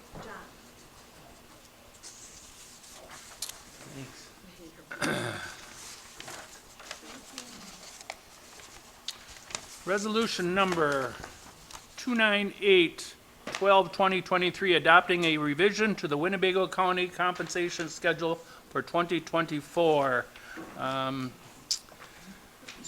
That's Personal and Finance. Supervisor Cox.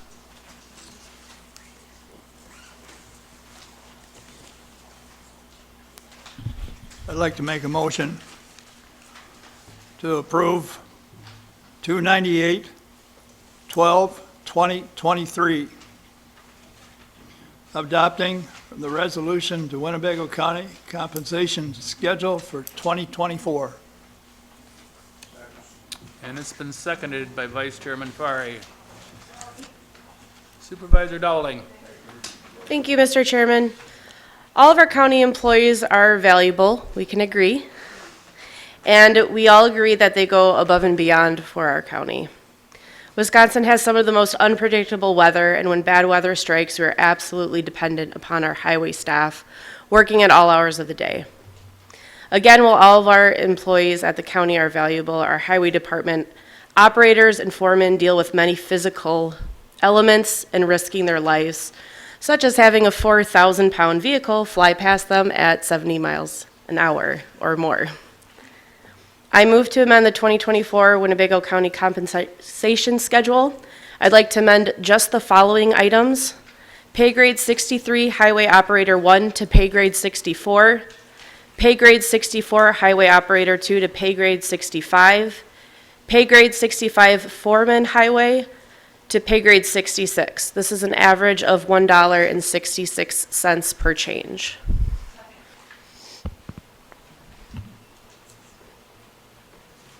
And we have no second. Oops. Okay. I didn't see any Okay, gotta push in if you're going to. Yep, I am. You didn't give us a button for second.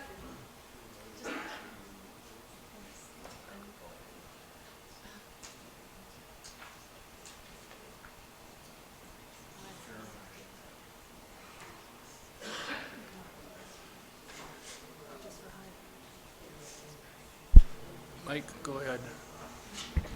I guess I'm just questioning whether the amendment is germane in that this resolution it doesn't set out the classifications. It sets out a 2% increase in the minimums, the control point, and the maximum of the grade for each classification. That's all the resolution does.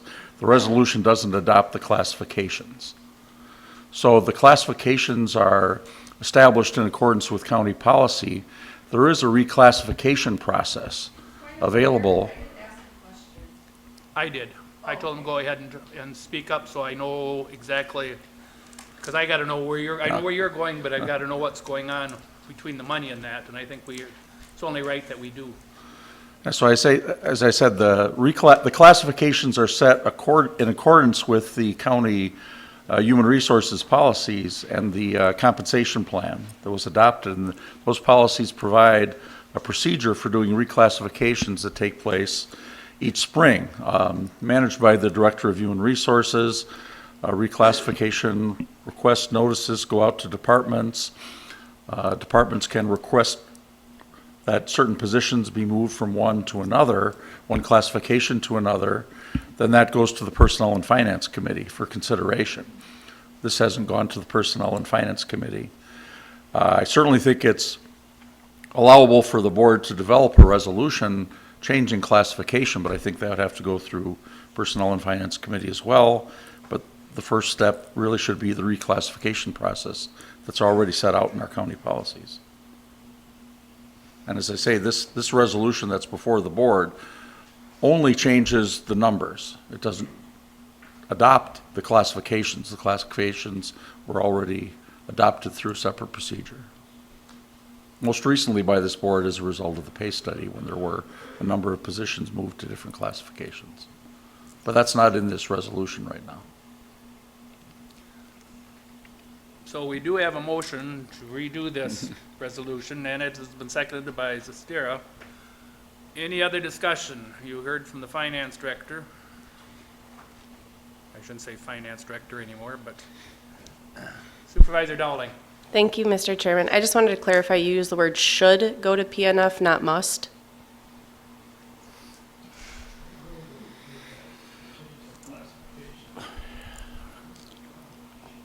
I was talking about if the board elects to submit a separate resolution changing classifications.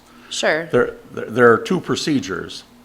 The first procedure is set out in policy to go to the PNF committee, and then it doesn't have to come to the board. Sure. PNF committee can decide it. Sure, I understand that. I just wanted to clarify the second procedure would language. be a separate resolution changing the classification, which the board certainly has power to do. I believe under the current county board rules, since that does deal with personnel policies, I'll leave that to Corporation Counsel is what I'm saying, but I think the board rules would require it to go to Personnel and Finance. Corporate Counsel's looking up her paperwork there. Supervisor Hanson. This might need to wait for Corporation Counsel. I don't have an objection to the amendment. I just want to make sure the amendment, and I guess Corporation Counsel too, we can't do the amendment based on what I'm hearing. We would need to do a separate resolution. Is that correct?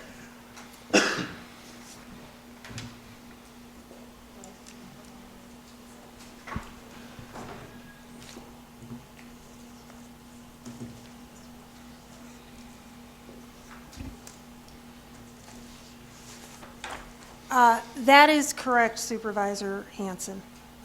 Because again, this is not talking about, this is not talking about changes in the policy. This is talking about this 2% increase, which is referenced in the attached schedule. And I was looking at, just quickly, the county board rules. on a minute.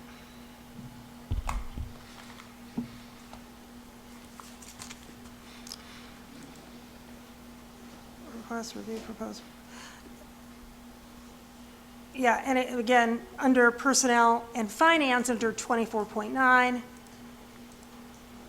it talks about, in terms of jurisdiction of PNF, reviewing proposed personnel policies and amendments as submitted by the Personnel Director and County Executive, and submit recommendations to the County Board for consideration.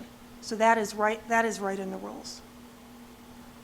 And I'm just looking. All right, just to follow on that, because I don't have an objection to the amendment, I just want to make sure that it's done correctly. Can we do that in this term, am I hearing, or do we need to wait to You the can't do spring? it tonight. I'm sorry? You can't do it tonight. Oh, no. I mean, we can still do it in our current term. We don't need to wait until next spring, because I thought I heard Director Collard say something about spring submissions. Yeah. The reclassification process that is set out in the current policy provides them to be submitted to Personnel and Finance in May of each year. Then Personnel and Finance can act on them without it going to County Board. But I don't see any particular issue with having a separate resolution originated by a County Board member, go through PNF, and then brought back to Board at any time, January or February. I think we're too late for January, but it could be to the Board this term, certainly. Thank you for clarifying that. I misunderstood. Thank you. Corporation Counsel, do you say then that Supervisor Dowling's amendment cannot be then tonight? Legally, it cannot. Okay, that's what we want to know. Okay. So we will not be acting on that amendment. Okay, any other questions? Not seeing any. Did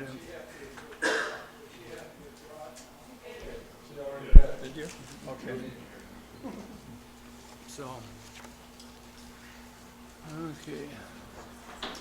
Did you second, Supervisor Dowling, did you second his? I did. Okay, thank you. I just wanted to make sure. So motion was made and seconded to go ahead with 298-12-2023, adopting revision to Winnebago County compensation schedule for 2024. There again, it's supposed to be majority. So all those in favor signify by saying aye. Aye. Opposed, say nay. Carried. Excuse me.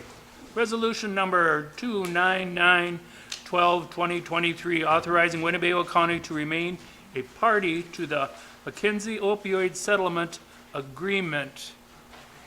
Supervisor Hanson.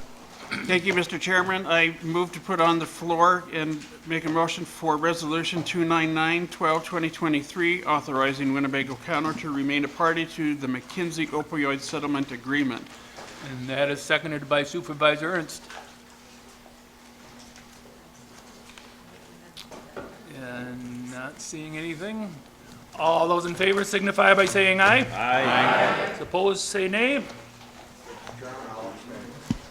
And with one abstention. So at this time, we're open for adjournment. Motion made and seconded adjourn. All those in favor signify by saying aye. Aye. Opposed? Happy holidays.